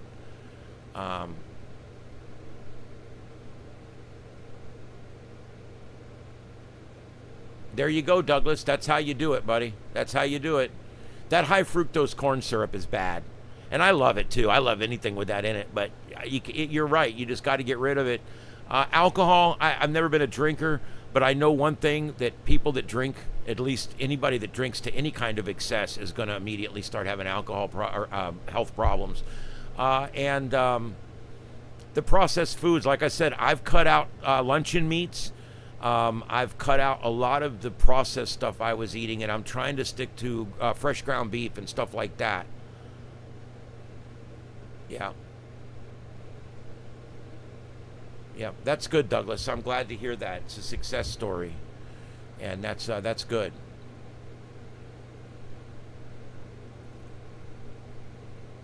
Yeah.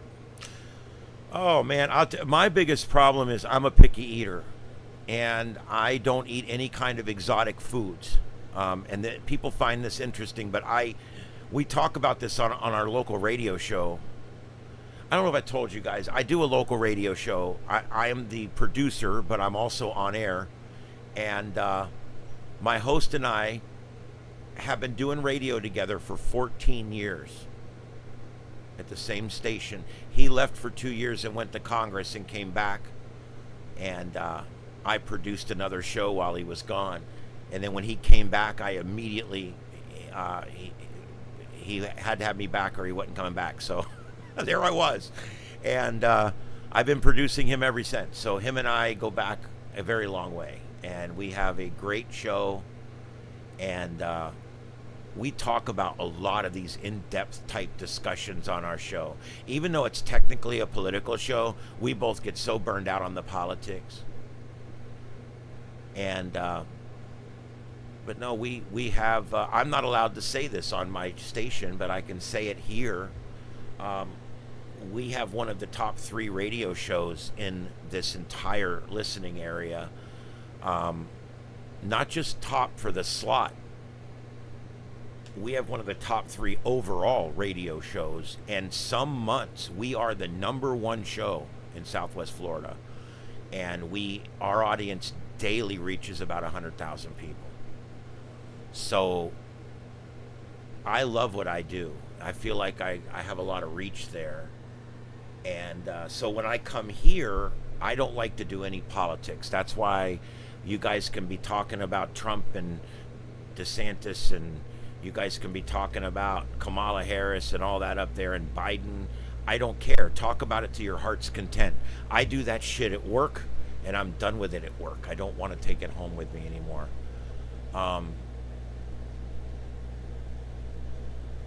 I've heard about intermittent fasting. In fact, there's been forms of that over the years that people have come out with as whole plans. My body does not do well with breaks and cycles, and so I'm not sure how that would work with me, but I will tell you something that is weird with me. If I skip a meal and then the next meal comes up, if I skip that one, I'm done eating. I shut down. And then I have to literally sit and force myself to eat and get things going again. So I'm a little weird about that kind of stuff. So I don't know if I want to break my pattern. I eat once a day, every day, and I eat twice a day about every other day. I eat about 3 meals every 2 days. That's about what I eat. No, Junior, there's not. You can listen online live. But you cannot. But it doesn't replay. You have to catch it live. We're on from 5 to 8 every night. But like I said, it's politics, and I don't really want to get into that here.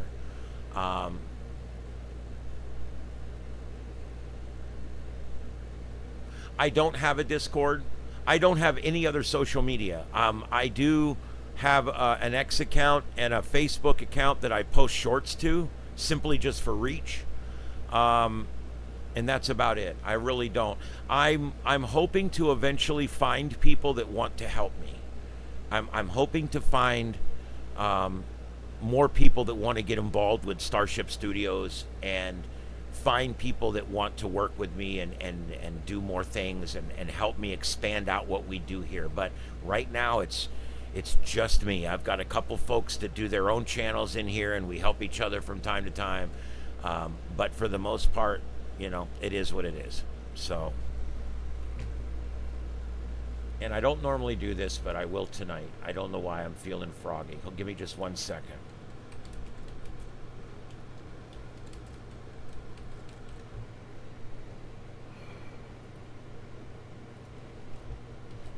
I'm going to put a link in for you guys. I'm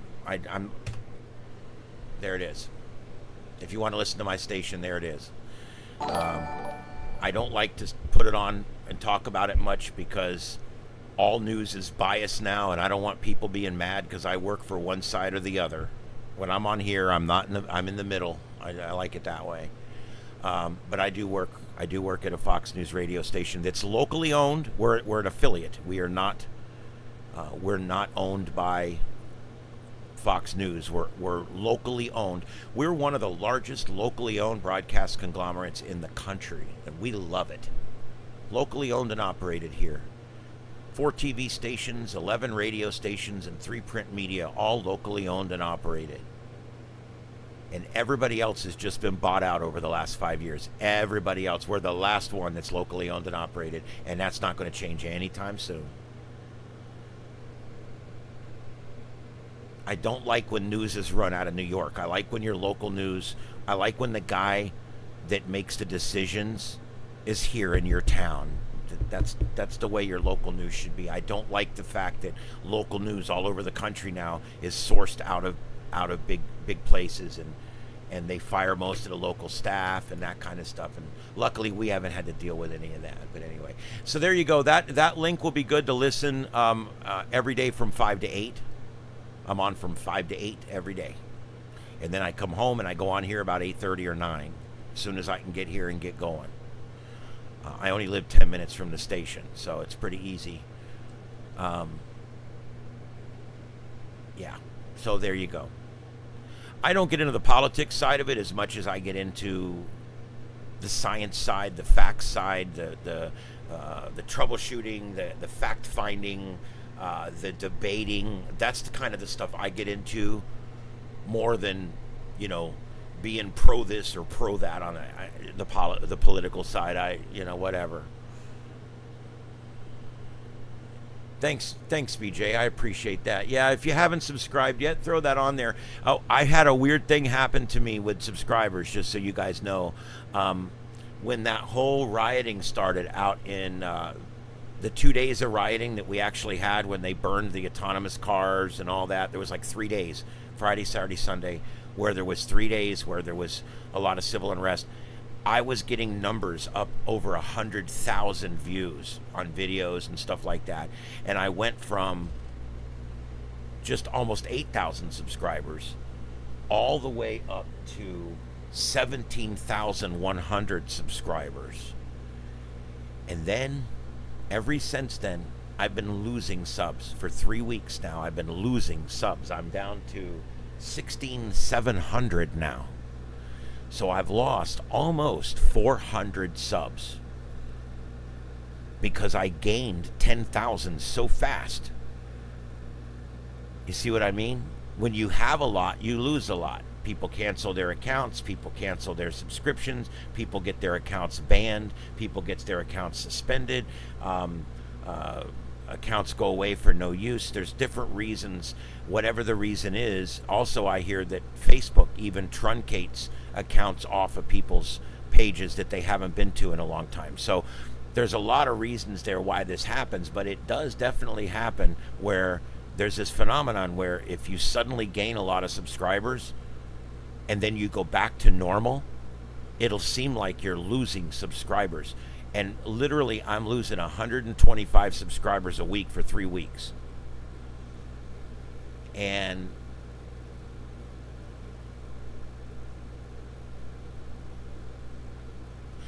Ding, you're absolutely correct. That's exactly what happened. I'm not taking it personally. I'm not even pissed. But I'm explaining it because I think people need to know what happens here on YouTube.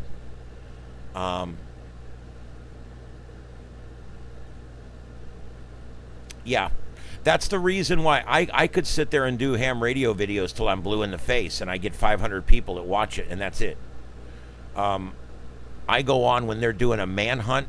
Remember the highway shooter they did the manhunt for up in Kentucky? I went live for that, went right over 100,000 views. That was great. I got 3,000 subs, I think, on that one incident. And then now, of course, the riots in LA, I got 10,000 subs on that. So it's a big boost for my channel. And yeah, even though I'm losing 125 subs a week right now, even though I'm gaining, I'm losing more than I'm gaining. Even though I'm still gaining some, I'm losing more. But that's the reason. It's not that I'm doing anything wrong, literally. It's just that it is what it is. Next week or the week after, something big's going to happen.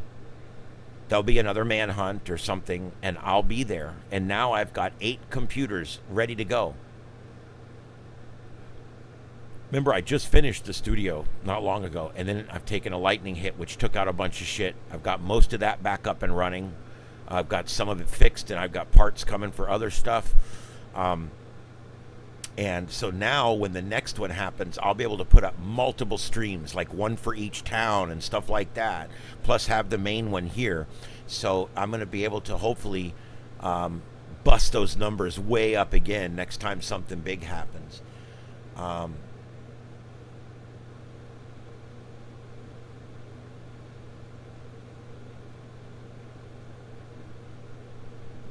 I think YouTube does. They do bleed off some of your subs. I don't know why exactly, but they do that. Everybody believes they do that, and so do I. There's nothing we can do about it. So I think it is what it is. Well, thanks, Galactic. I appreciate that. Yeah. And if we lose D over this, I'm sorry. I didn't want to do that. But I can't stand arguing facts, and the whole time I'm giving facts, they're telling me that I'm not listening to their facts, and they've given no facts to listen to. Anyway, it's frustrating. Let's see what else is going on here real quick. That link I gave you, that's a tune-in link. When something happens to your car, you might say, come on. There, my station just started playing on there for a second. There we go. That's a link for TuneIn, which is the best way to listen. And I'm on starting at 5 o'clock for 3 hours every day. And my host is Trey, and I think you'll like him too. We are very similar in the way we cover things and do things. And he's a lot smarter than I am when it comes to the politics and stuff. So I'm kind of his science guy, and he's the political guy. It's kind of how it works out on the show.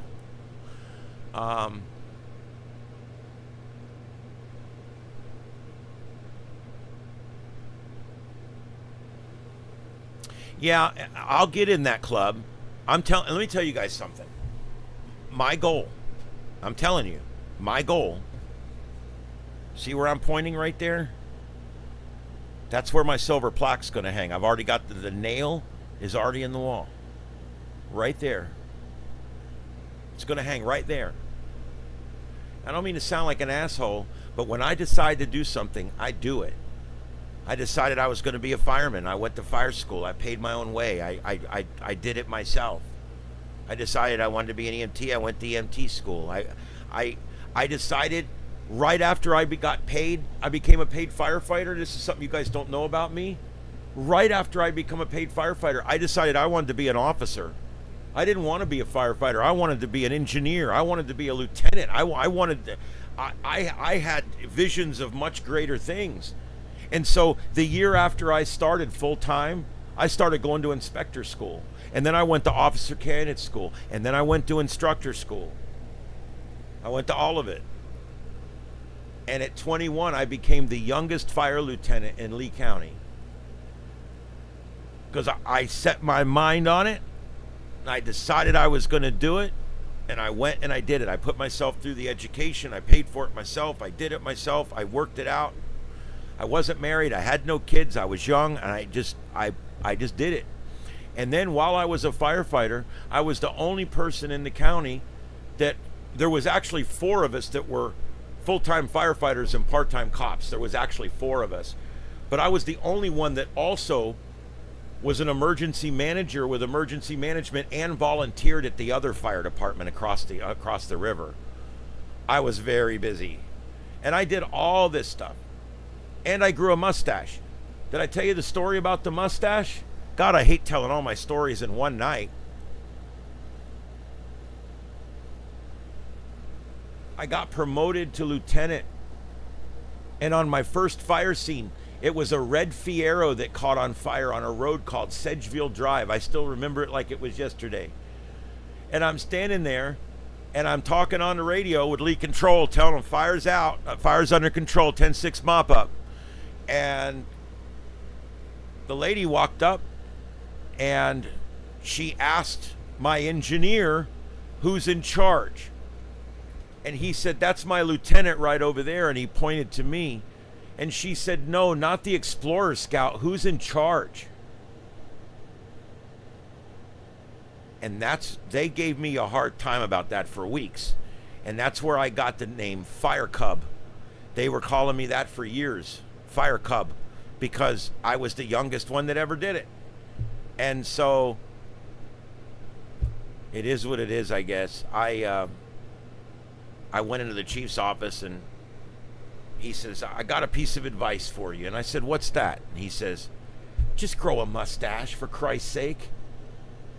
And I did. I quit shaving my lip. And I haven't shaved my lip since 1991. I have a baby face. When I shave my lip, even now, it takes 10 years off. And I like being the old guy now. See that hair falling out? Yeah. You see, when you walk, when there's a cop standing there and he's got stripes all the way up his arm, when you see a Marine and he's got stripes all the way up his arm, when you see the fire chief and he's got stripes all the way up his arm, that's years of service, right? That's my stripes. That's years of service right there. I earned that. I earned the baldness. Fieros. Do you remember they all caught on fire? You know why there's no Fieros left out there? It's because they all burned up. They had the motor in the middle, remember? God, what a piece of shit. Trey Gowdy. He's something else.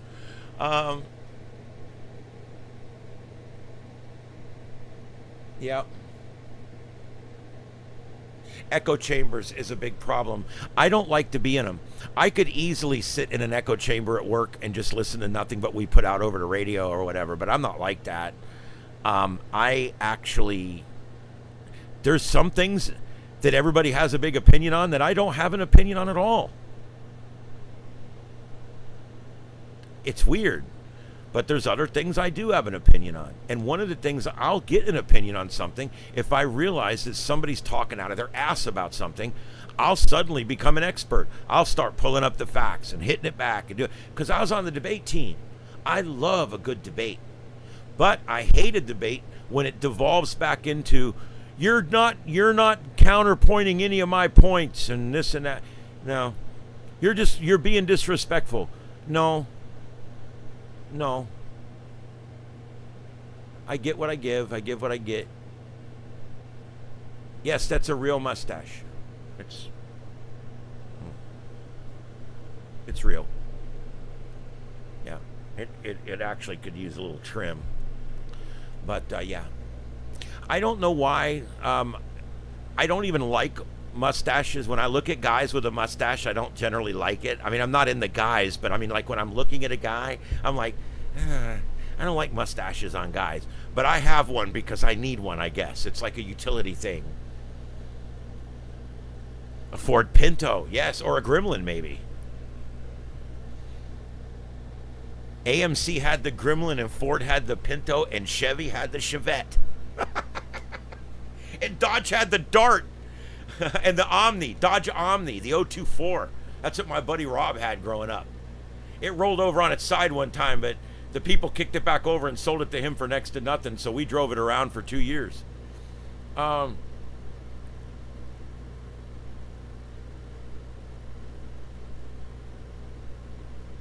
Fieros. I love that it changed it to fibrosis. Spell corrector, man. What the hell? I love that. Sometimes when I type something, if I say something into my phone and it puts something really messed up, I'll send it anyway, just as proof that that's what the phone said. About 3 years ago, I texted Carlotta and I said, hey, I'm on the way home. I'm going to stop by Circle K. Would you like an iced tea? And it literally typed, hey, I'm going by Circle K to get some STDs. Now, why would Google think that I said sexually transmitted diseases instead of iced tea?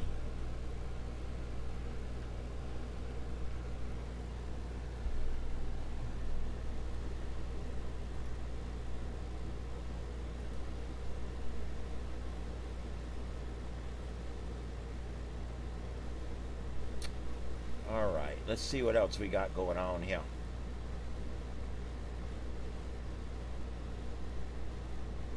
I don't see anything there.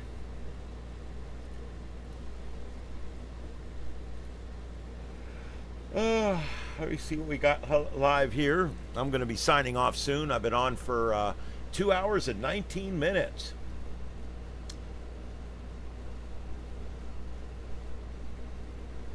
You know, I've been using. I'm gonna have to find a better way to do this, but I've been putting on YouTube at night in the bedroom, and I put on like Native American flute music, or the certain different tones, you know, that they have, the little tone songs that play, and also rain and thunder and snowstorms. I've been trying all kinds of different stuff, and you know what I'm finding? I like it. I don't like leaving on a TV show when I go to bed. That screws me all up. I don't get any deep sleep. It's terrible. I don't like leaving the TV lit up at night. I like it off. But most of these have like blank screen, so it's still mostly dark. And I like to listen to. I like to listen to something that will help me sleep. And I've been having really good luck. But here's the problem. It'll say no commercials, and still 4 hours later it'll stop and it'll play a commercial right in the middle of it, and it wakes me up in the middle of the night. And every night, once a night, I'm being woke up by commercials playing on my TV. So now I'm trying to figure out, okay, so what am I going to do? So I don't have a stereo. I mean, it's been a while since I've owned a stereo, but I'm thinking seriously about getting a set of $20, $25 PC speakers and putting them behind my bed, and buying some little $30 MP3 player or something, and just playing it at night, and downloading files into it. I don't know. Oh, I use a fan on high blowing right on me. I want the noise and I want the breeze. I have to have it. I also I use a window unit because it's too expensive to air condition using my central air. It's just this time of year, it's way too expensive. So what I do is I shut the central down years ago. I don't use it at all. And what I did was I put in really nice window units in the main area of the house, and then in the 2 bedrooms that we use. Now I air condition. If no one's staying in that other room, I turn it up to 83 or 84, and it just stays dry in there. In the living room, when it's up to 98 degrees outside, I set it on 82. It's not that cool, but it keeps my house cool enough and dry enough that it's okay inside. Then in my room and in the shed, I got the air set on 72 degrees, which is about where I like it. So what this basically does is it allows for me to control the temperature in different parts of the house. Our central, the way it was hooked up in this house, it's a bastard system. It's not hooked up right, and I was spending shitloads of money on air conditioning. However, I put in ultra efficient window units that are the right size in the 4 rooms, and I only run them when I need them, and I only run them on what I need that room to be at that moment, and I save myself a lot of money.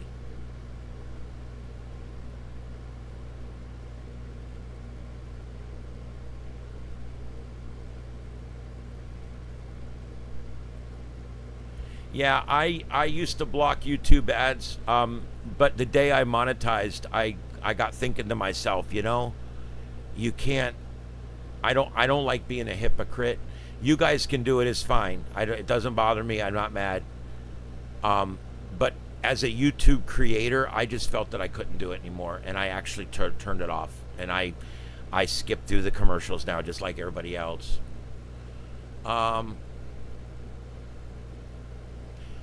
Galactic, my air conditioning here in the shed, it's a huge 15,000 BTU. No, I'm sorry, 2,200. It's a hotel unit that I put in here.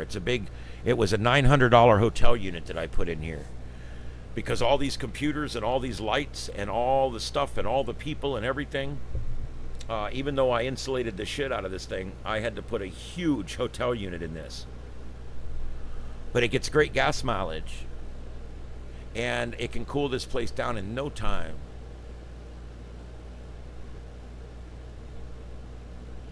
Yeah, I have mine set right now to where some of you guys hopefully it'll move my show over to the side and put the ad on the other side. I've got it set to do that as much as possible. I do have my ads turned on because I'm honest with you guys. I'm trying to make a little money here. I don't beg you guys for money. I don't ask for super chats. I appreciate them, but I don't ask for them. And all I ask is I come on and I make a little bit of money. I try. Right now I'm not. I make money when something big happens, but like on a regular month like this, I'm lucky if I clear $100. But that's the road I'm on. I want to get to the point where I can quit my job at the radio station and move to the mountains. I'm wanting to do that in the next 2 years. In the next 2 years, I'm wanting to move this whole show up to Georgia. Mini splits are awesome. Yeah. If I had more money all at once, I probably would have put in a mini split system. They're great because they share heat. You can actually, like if I got my room on 70 and you got your room on 80, it will actually take the heat out of my room and put it in your room. It does things like that are very efficient. One side's always hot, one side's always cold, and each unit can take advantage of that, which is really cool. I like the mini split systems. They're very efficient. Basically, they're making window units now that like a mini split. There's this little thing about this big that goes inside your house and sits on a table, okay? Or it sits over in the corner. And then there's two little hoses. You drill two holes and they go right outside, and then right outside on the wall, there's a radiator hanging there. It's the same as a window unit. It's just split into two pieces so you don't have this big ass thing hanging through your window, because that kind of creates some inefficiency there because of the air leaking around it. We seal ours in really good. It is so hot down here. You got to do things like that. You got to always make sure that that you do stuff like that. I'm going to get rid of that Utah brush fire because it's been going on for way too long. This is a live drive that's going on out in California somewhere.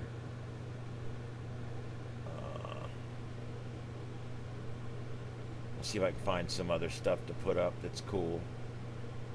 Oh, there we go. Crux Live. It says live. Los Angeles ICE protests.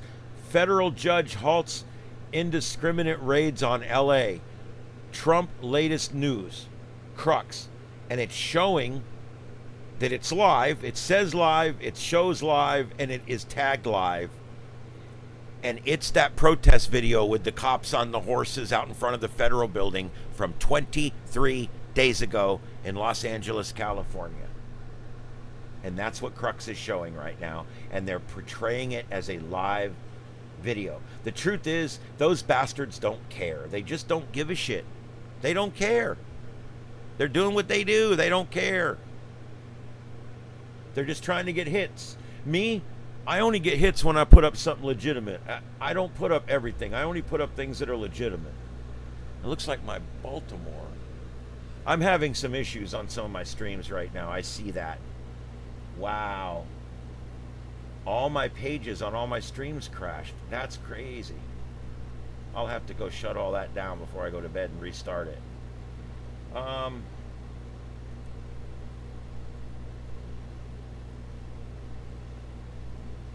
All right, so there's that. All right, let's see what's in the chat.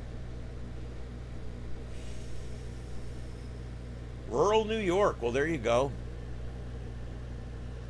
I hear upstate New York's one of the most beautiful states there is. I want nothing to do with the city, though. I don't want to be anywhere near the city, county, and state of New York.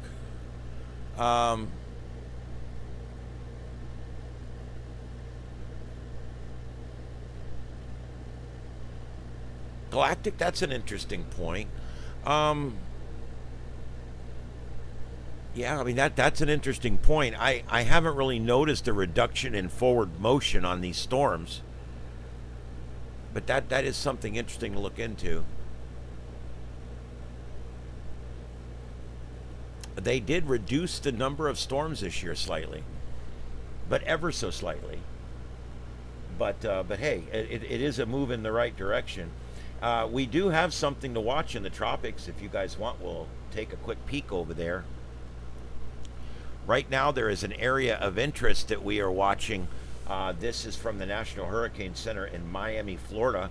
We've got up to a 40% chance of development of a low pressure system that's currently sitting off the coast of Savannah, Georgia.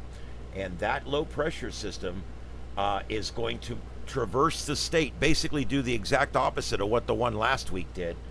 It's going to traverse the state from east to west, and it's going to emerge into a very warm and kind of conducive Gulf of Mexico. And if that happens, we might end up with some kind of storm in the Gulf. Let's go ahead and run the models real quick. This is the American model, and there it is. Boy, there it is right there. It's already formed. There's your, it's trying to show some genesis. Now here we go. We move across the state. There it is. And this model predicts that it's going to move up into Louisiana and wash out. So worth watching, but the GFS model, which actually this year has been a better performing model. The Euro last year and this year have not been the best performing model. So here we go. This is the Euro, and the Euro is picking it up, but not near as much. There it is. Boom, bam. Picked it up, and there it is. There, that puts it sitting right over the Space Coast, and then it moves across the state into the Gulf, and it persists in the Gulf of Mexico for a while, ending up around the Mississippi Delta there near Louisiana.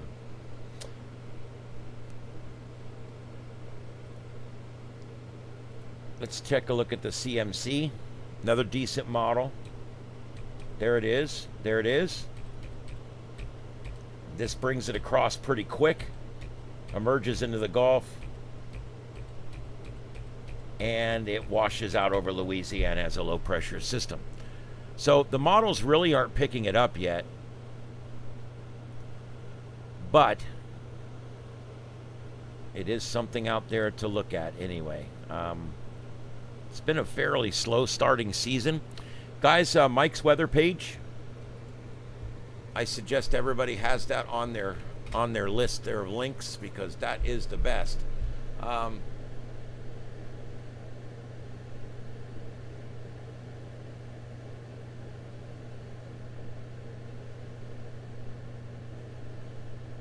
Is the Arctic warming right now? We're actually some of the modeling and stuff are showing cooling, especially over the Antarctic. Remember, all weather is cyclical. Again, take what the government tells you away and all that. Let's look at the facts. There's always record-breaking stuff happening all over the globe. But I will tell you, we have seen some fairly severe weather lately. But, you know, people tell me all the time, hurricanes are getting worse every year. They're so bad. Yeah, but they're really not. I mean, when people say, you know, we didn't get bad storms like Ian and Katrina and Hugo and all these big bad storms. We didn't get those storms back in 1900 and 1930. Really? What about the Great Galveston Storm of 1900 that killed over 2,000 people and washed away an entire town? So, I mean, weather happens. There's periods where it's up. There's periods where it's down. There is record-breaking stuff going on around the globe right now. We'll have to see. I don't see, you know, the whole global warming thing. I don't really get into the whole thing of whether there is global warming or whether there's global cooling or whether there's climate change or whether there's climate disruption. I don't get into any of that because there's nothing we can do about that. When it comes to whether we can prove that man has anything to do with it, now that's where we get into all kinds of problems. But I'm willing to listen. But I will tell you this. The weather is made up of a number of cycles. And each of these cycles move into each other. And so you'll have an 11-year cycle which is the solar cycle. Every 11 years, we have a heightened output of energy from our star. We also have other cycles that go on. We have, believe it or not, cycles of energy that come in from open space. We have cycles of cycles with the moon and the lunar orbit, cycles with tides. We have cycles that go weekly all the way up to cycles that go thousands of years. We have El Nino and La Nina. That's another cycle. There's so many of these cycles. And if this cog is here, when this cog is here, and this cog is here, we have a heightened amount of activity in that one spot. And so that's usually what it is. What we find is that when one area of the globe is very active weather-wise, another part of the globe will not be. It's kind of a yin and a yang. What we see with the Earth is that it tends to correct itself and right itself, and it tends to find that balance, and that's really cool. I'm still all for finding better ways to make fuel and finding better ways to fuel cars and all that kind of good stuff. I think all that's a worthwhile thing, though. And I'll tell you, I do. However you feel about Elon Musk, he's revolutionizing the way cars are done. This whole Tesla thing, I got to admit, I see so many Teslas on the road right now. It's kind of crazy. And I like to see that. I'm a little concerned that if we get to the point where the majority of our cars are electric, we're going to start running into problems with things like evacuations. We're going to start running into problems with things like power outages causing transportation gridlock, things like that. But I do believe that we do need to continue to look at better ways to fuel cars. I do also believe that we're going to be seeing things like with the power grid. I'm fine with green energy as long as it breaks even. A lot of green energy is not breaking even right now. Windmills are costing more at the end of their life than they ever made. So we have to look at that too. Solar panels down here in Florida, they're going bad before they make their money back. The sun is destroying these panels down here.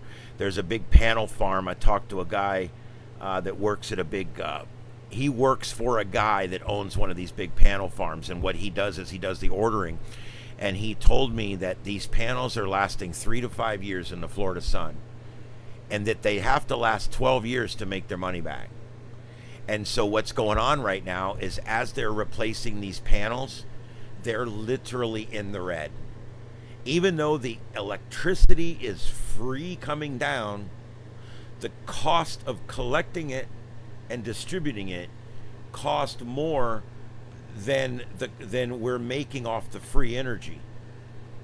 It's just a fact. The same thing with windmills. When you spend $500,000 to put up a windmill, and that windmill runs for 15 years, and it reaches the end of its life, and the windmill just barely paid for itself because it got broke 3 times. They had to fix one of the propellers one time. They had to go up and rebearing it. They had to do all kinds of stuff with it, and it cost a lot of money. And at the end of the thing, it's 15 years later. The thing has to be ripped down. It's old. It's rickety, and they're going to take it down, and it's going to cost that man $100,000 to have it taken down and hauled away. And that comes out of his pocket because he just broke even on the windmill. The moral of the story is, between the birds that we're killing and the fact that people aren't making money off of it, anything you government subsidize,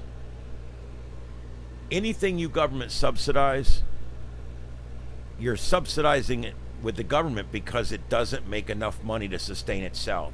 It's the same thing with ethanol. You know, when you see ethanol and these guys growing corn and they're putting ethanol in their car, do you know why ethanol is the same price as gas?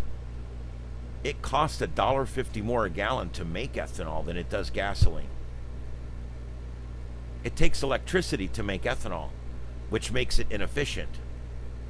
And now, when you put ethanol in your car, if it wasn't for the government subsidy, that ethanol would cost you $1.50 more than gasoline. So it's not really better, because it's costing all the rest of us tax money every year to keep someone driving in that E85 vehicle.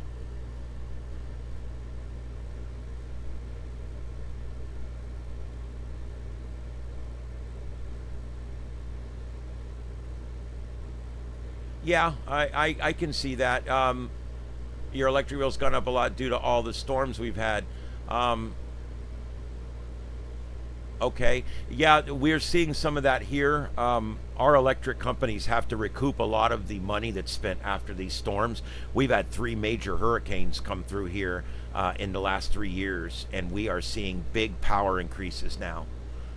Both Florida Power and Light, or we call them Florida Flicker and Flash, and the Lee County Co-op are both hiking rates right now. They're both hiking rates. And why? Because all the infrastructure that had to be replaced in these storms, only some of it was insured, only some of it was covered. The rest of it has to be covered by tax money, or it has to be covered by raising your cost of electricity, and that's exactly what's going on.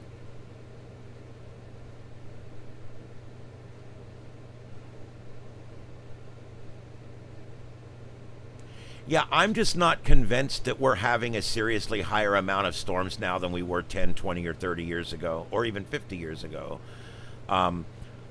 Anecdotally, when I was a firefighter in the 90s, we had much worse storms down here.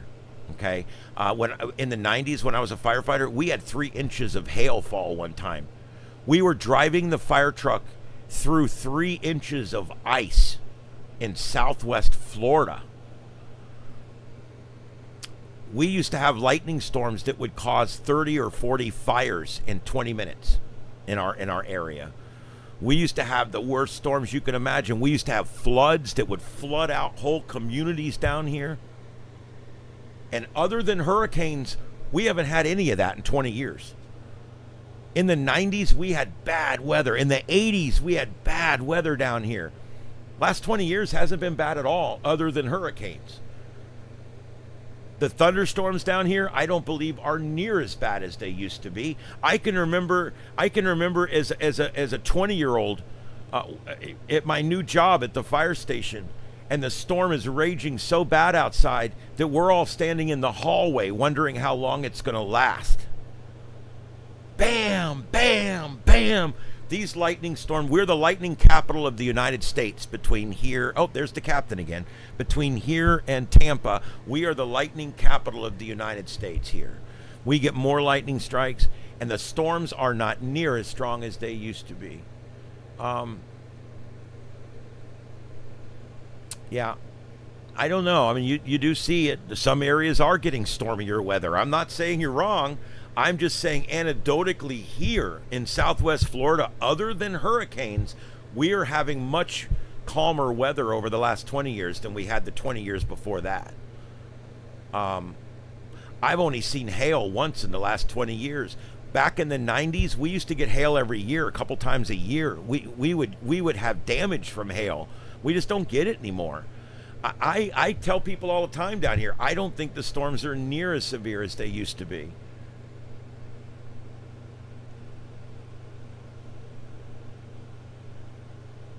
I don't know. In other places they are. I do agree with you on that. I'm not disagreeing with you. I don't see it. What I see here is storms actually not as bad as they used to be, which is probably a good thing with all these antennas I got up in the air.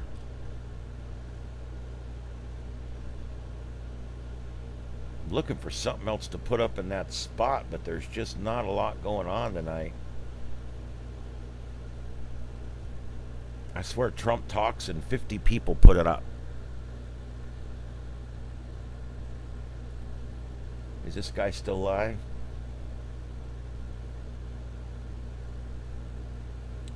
Let's see here.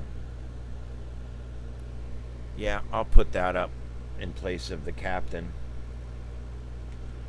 I don't know what video that is. I do research plane crashes from time to time, and maybe that's what happened. I was researching a plane crash or something. I don't know. But it just seems weird to me that this captain keeps coming back up. What's even weirder is the fact that it won't change out. There we go. There we go. Okay. I study things like that. I find weird things interesting. I don't know. And I was looking up a couple of... I saw a really cool video a couple weeks ago about 3 plane crashes. And it was 3 plane crashes where the commonality between all 3 plane crashes was that one of the engines simply became detached from the plane and flew off. Two of the planes went down, they all died. The third one was a turboprop, and the prop cut through the bottom of the plane, and they were still managed to get it down. I don't know. I just, every now and then, I look for something different, and I find something a little bit different to watch. I like things that are highly technical, things that involve the investigation. You know what? You want to hear something funny? I don't care about police detective stuff at all. I don't watch any of it. But if it's a research into how a plane crashed, I'm interested. If it's research into weather events or what you're talking about, Galactic, with climate changing around us and stuff like that, I'm interested. I want to study that stuff. I love that stuff. If it's studying humans and criminality and all that, I couldn't give a shit.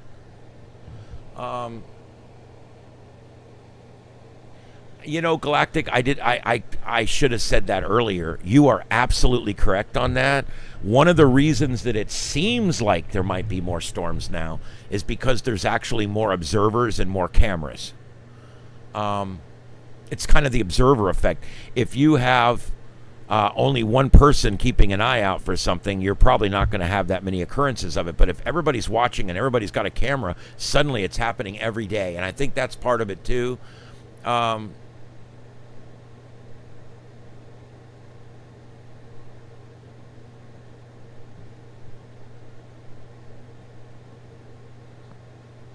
Well, the good news about cutting down our forests is every year we get less and less dependent on lumber.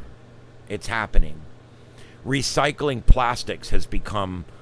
there's a controversy right here now at one of our old homes that is like a museum now. It's an old home where you can rent it and have weddings and stuff. It's one of the first houses, the Burroughs home, I think. It's one of the first houses in Fort Myers. It's a beautiful old colonial balloon construction type home that sits right near downtown. And they want to replace it's one of the Florida homes that has the deck all the way around it. And what they want to do is they want to go ahead and put that BTW, it's actually water bottles. They melt water bottles into 2x4s and 2x6s, and they want to redo the entire porch on this 170-year-old home in plastic. But here's the thing. It looks just like real wood. It's even textured like real wood. You can paint it like real wood. It's just like real wood. And so what they say is, hey, if we redo the house with this, it'll last virtually as long as we want to keep this house. When was that, Victor? I had no idea they had a launch going up tonight. I even looked for stuff with launches.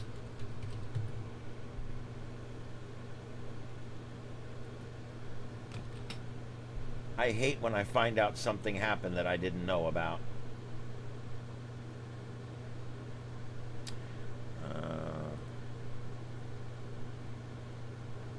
Looks like they're launching a Falcon 9 Heavy.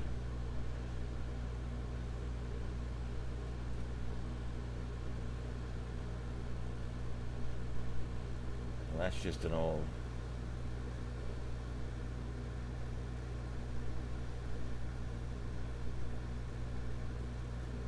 I don't see.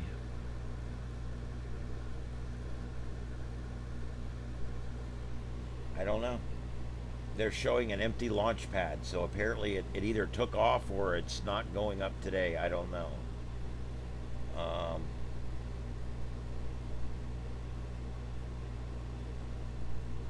I don't know. I will admit, there's an issue with these launches. I don't know what it is, but it's hard to find when they're actually going up. And there'll be spoof channels that have stuff that's not really live and things like that going on.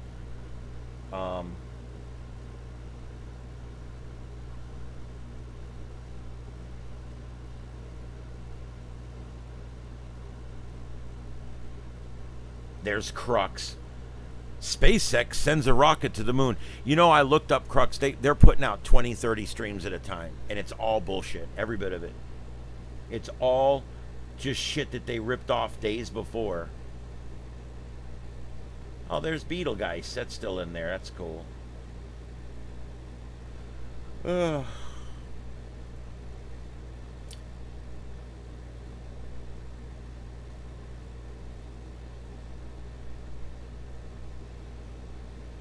Yep, I don't see anything else there. I don't know why all these new rockets look like phallic symbols.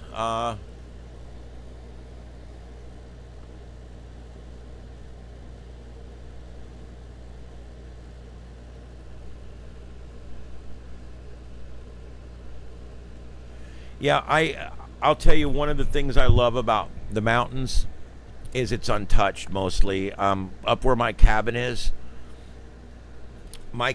completely hardwoods. It's all hardwood trees all the way around it. And that is literally what I like about that place, is the fact that it is a true forest that has never been. I do believe there is forestry roads that run up through there, and I do believe it was forested at one time, or at least partially. But what's there now has been there a very long time, and it's been a very long time since anything has been done like that up there. It's just very natural. I have trees on my property that two of us couldn't put our arms around. They're pretty big. Most of them are not that big, but I've got a few very big ones. Let me see.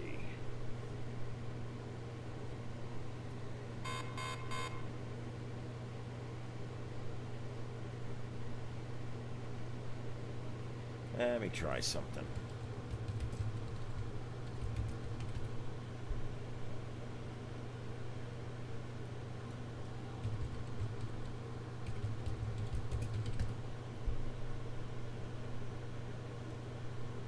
Well, there we go. Let's see if I can find something here.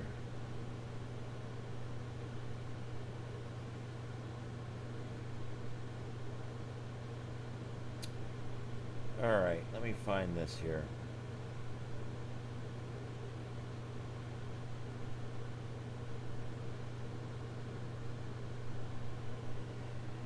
Oh.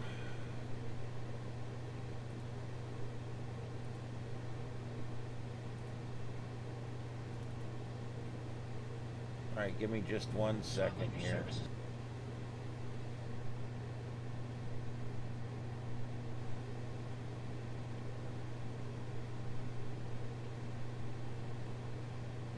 Alright, it's not a good video, but this will kind of show you when you're coming up my road at my cabin. This will kind of show you what it looks like up there. This is as you're coming up the road to my cabin. And that's mine there on the left, where that little green stick is. And it's very steep. You have to be careful here. We did get it paved about 6 or 8 years ago, so it used to be gravel and it was really difficult. Now we've had this paved since too. This is now paved, but you can see when you go up there, it used to be pretty rugged to get up my driveway. There's my my shed out there. I got my tools and stuff, and there's my house. There's my mom, and yeah, there you go. That's what the house looks like, and it's It's a great cabin. It's up in the hardwood forests in a place called Blairsville, Georgia. I am 1 mile from the North Carolina line and about 25 miles from Tennessee. And I just love it up there. Absolutely love it up there.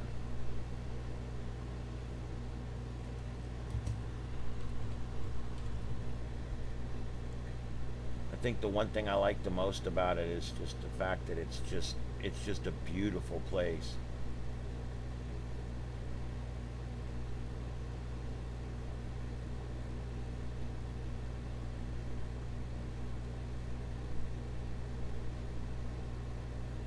I've got a lot of pictures of it, but not that many good ones.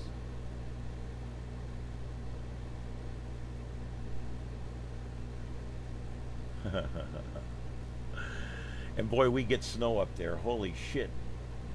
We were up there one time. We got 7 inches of snow up there.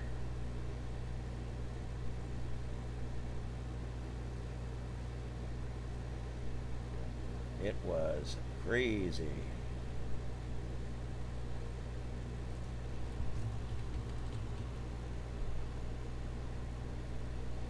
Nope. I'll pull some stuff together that I can show you guys.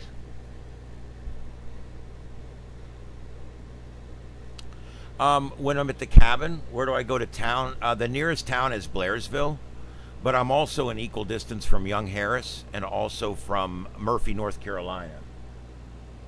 So you can do it. You can go anywhere you want. I mean, whatever you think.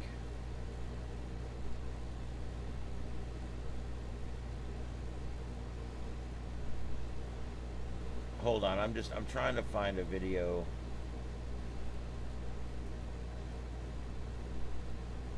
I want you guys to see how awesome this place is. This just shows you the deck over on the left side of my house. This is the deck we had put on the side of the house over there. Isn't that awesome? It's on the back side of the house. Look at the view. You can see the mountains across the way. I just love my place. And I plan on dying there. I'm going to move there in a year or two. I'm just finishing up this show. If I wasn't working at the radio station, I would already be moving right now. I would literally be on my way out. But yeah. I got to work.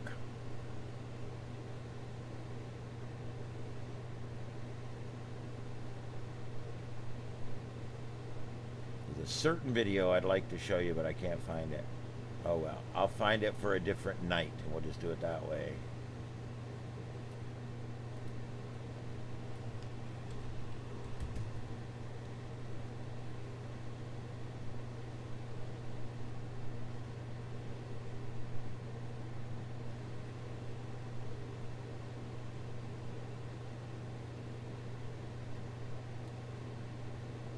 Alright, give me just 1 second.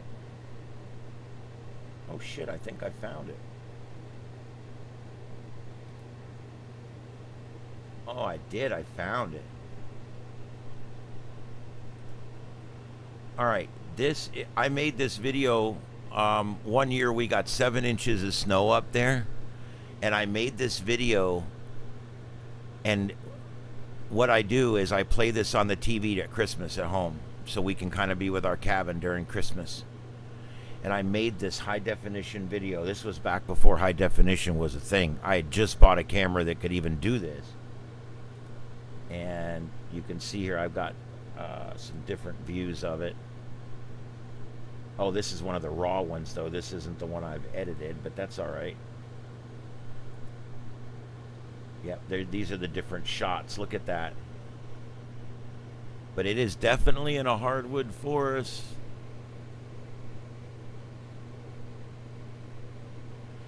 Yeah, it's very steep. The camera does not do it justice.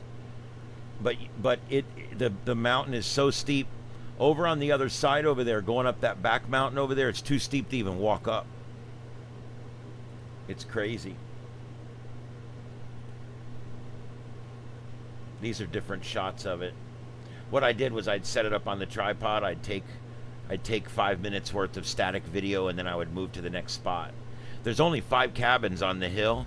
In the winter, you can see 4 of them. In the summer, you can only see 1 of them, or 2, 1 or 2, because the trees all get green and lush. The colors are great up there in the fall. Absolutely amazing. That's further away. That's from out by the road. I just love it up there.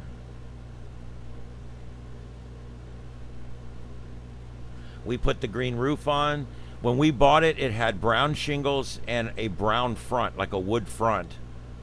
And the deck was a little small deck on the front that was half the size of the one that's there now, and there was no deck on the side.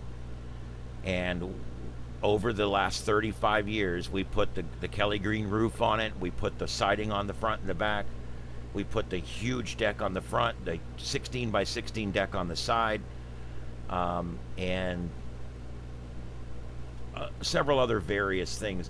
The fireplace, we burn it every year. We'll burn it a couple nights just to say we did it. But if it's really cold, we certainly do. And we love having the fireplace up there. Being from Florida, it's kind of a novelty. You want to hear a funny story? We had a guy down here in Florida, and he used to do a Christmas in July party. And he would literally burn his fireplace. He would buy just like one of those logs and stick it in there and burn it so that it would, for the ambiance. And he used to joke around that he'd have to run both his air conditioners wide open to keep up with the fireplace and all the people in his house. Look at that. Isn't that amazing? I just love it up there. See the snow rolling off the roof up there? It's about to fall. It all comes down at one time, I think. The shot up the road. Anyway, I just wanted you guys to see my cabin. I absolutely love that place. One of my favorite places in the whole world. That's why I want to end up there.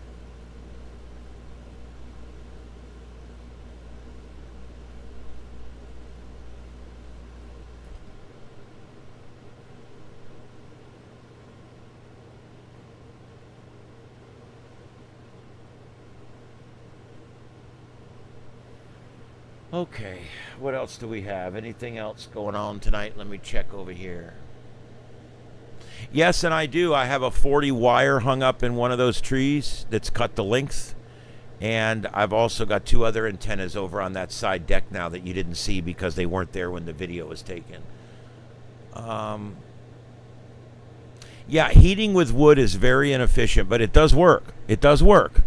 But the reason it's not as efficient as other methods is because you're constantly returning fresh, cold air into the house as the hot air goes up the chimney, and that tends to not allow the house to warm up as much.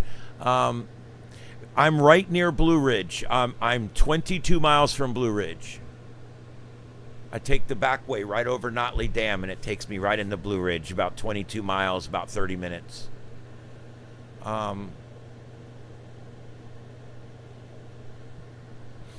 I buy those oil heaters.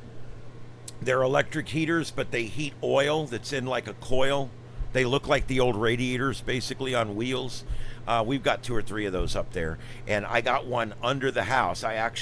We closed in and dried in under the house. We were having such a hard time keeping the pipes from freezing, having a hard time keeping the house warm when it was cold up there. We would get down in the single digits, and we could not get the house to warm up.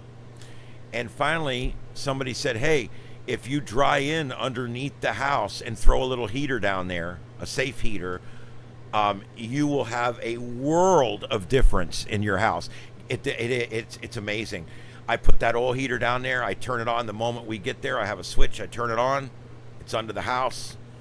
And within a few hours, the floor in the house isn't even cold. It's room temperature. It's perfect. Like it's not even cold outside. That's the best way to do it. And now my pipes don't freeze. My house stays warm from the bottom up. And we run the heater on the first floor and the heater below. We don't ever run heat upstairs. There's plenty of heat moving up. You don't need heat upstairs.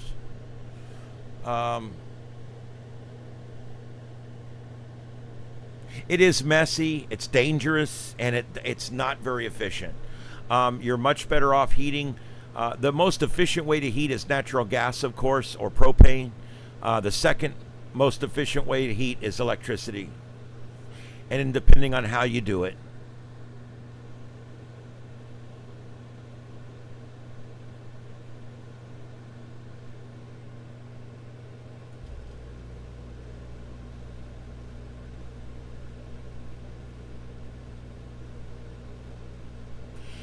That's a good way to do it. If you duct cold air in below the fire and then duct the hot air out the roof, that will help some, because now the return air that comes in to equalize the air in the room, because of all the air going out, it has to return air. As that return air comes in, it comes right into the fireplace, instantly heated up, and it doesn't cool the room down. That would be great. That would be a great way to do it. Absolutely. If it sounds like, again, I know what I'm talking about. I actually, believe it or not, I taught a class in the fire service called thermodynamics, and it was all about the moving of heat from one place to another. Convection, conduction, radiation, the whole thing. And I used to teach guys how to look for fire extension and how fire extension can move. If fire heats up a metal rod, it'll start a fire on the other end of the metal rod, because the heat will move down the metal rod. Air can move heat, water can move heat, everything can move heat if it's moving. And thermodynamics is like, a lot of times I'll see people, they'll be like, it's so hot in my house, my air's out and it's hot in my house. And I walk in and they got a fan sitting in the middle of the living room floor blowing up in the air. And I'm like, well, that does no good. That's just wasting electricity. What you need to do is put a window over on that side of the room blowing out, and a fan on this side of the room blowing in. And that way you're constantly bringing fresh air through the house. That's thermodynamics. Heat cannot be created nor destroyed because it's energy. So you have to move it from one place to another. An air conditioner does not create cold air. An air conditioner actually takes air from the room, removes the heat out of the air, and then puts the air back in the room again. The heat then goes outside through a pipe, through Freon, carries the heat outside, and the heat energy is dissipated outside by the other half of the unit. So you got one unit that takes the heat out of the air, and the other half of the unit disperses that heat into the outside atmosphere. So basically, you're taking heat from inside and you're moving it to outside. That's all air conditioning does. It's like, but air conditioning makes cold air. No, it does not. There's no such thing as cold air. There's simply air that lacks thermal energy, okay? And so if you think about heat that way, you have to think about heat as it's not hot and cold, okay? Heat is in degrees. How much heat? A little bit of heat gives you 30 degrees. A lot of heat gives you 100 degrees. Okay? It has nothing to do with the cold. The cold is simply just our reaction to the lack of heat. Okay?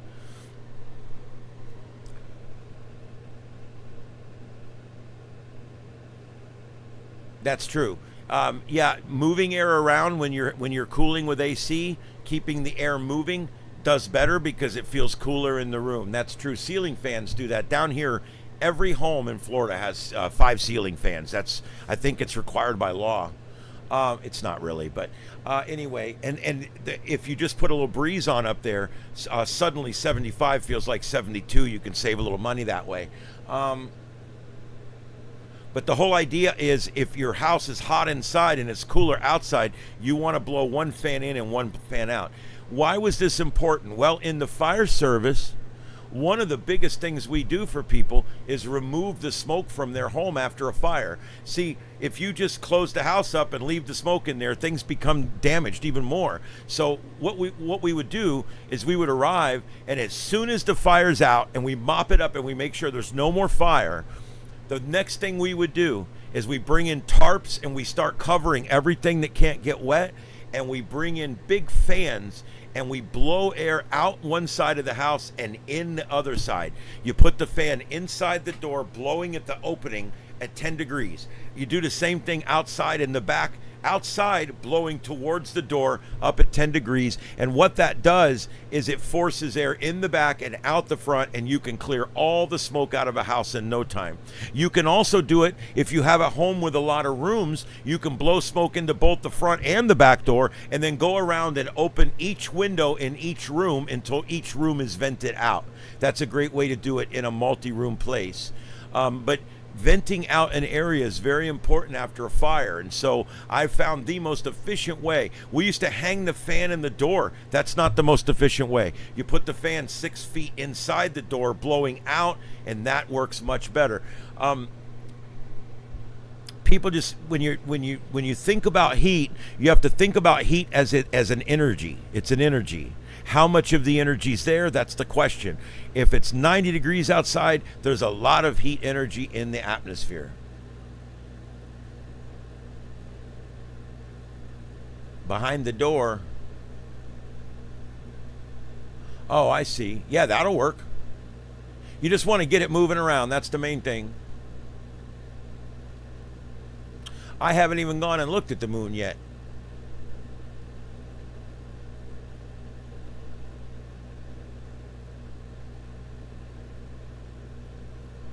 All right, guys, I'm over 3 hours. Is there anything else real quick? I'm going to call it a night. I have a busy day tomorrow. I got to get up. I got 2 or 3 things to do right off the bat in the morning for clients.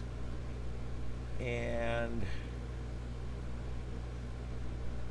got a lot going on. All right, yeah, I'm going to let you guys go. I'm going to reset some of these streams. I've got a problem with Opera, the browser I'm using, on that flight tracker. After about 10 hours, it just goes to a white screen, and that's happening on all of them right now. So I'm gonna go fix that.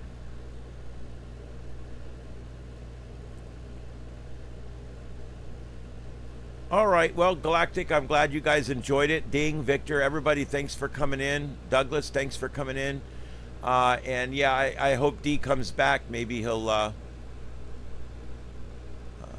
you know, maybe he'll try us again. I don't know. He sometimes closed-minded folks have to go find other people that are talking about stuff they like. Yep, there we go. Thanks, Brandon. Thanks, Galactic. All right, everybody. Have a good night out there. My name's Ian. This is Starship Adventures, the sights and sounds of Earth. I'm live tonight from Starship Studios in Southwest Florida, and we'll see you tomorrow night. I do plan on being on right after work. We'll see you guys tomorrow night right here on Starship Adventures. 7 3s, everybody. We'll see you down the log or on the next adventure. Have a good night.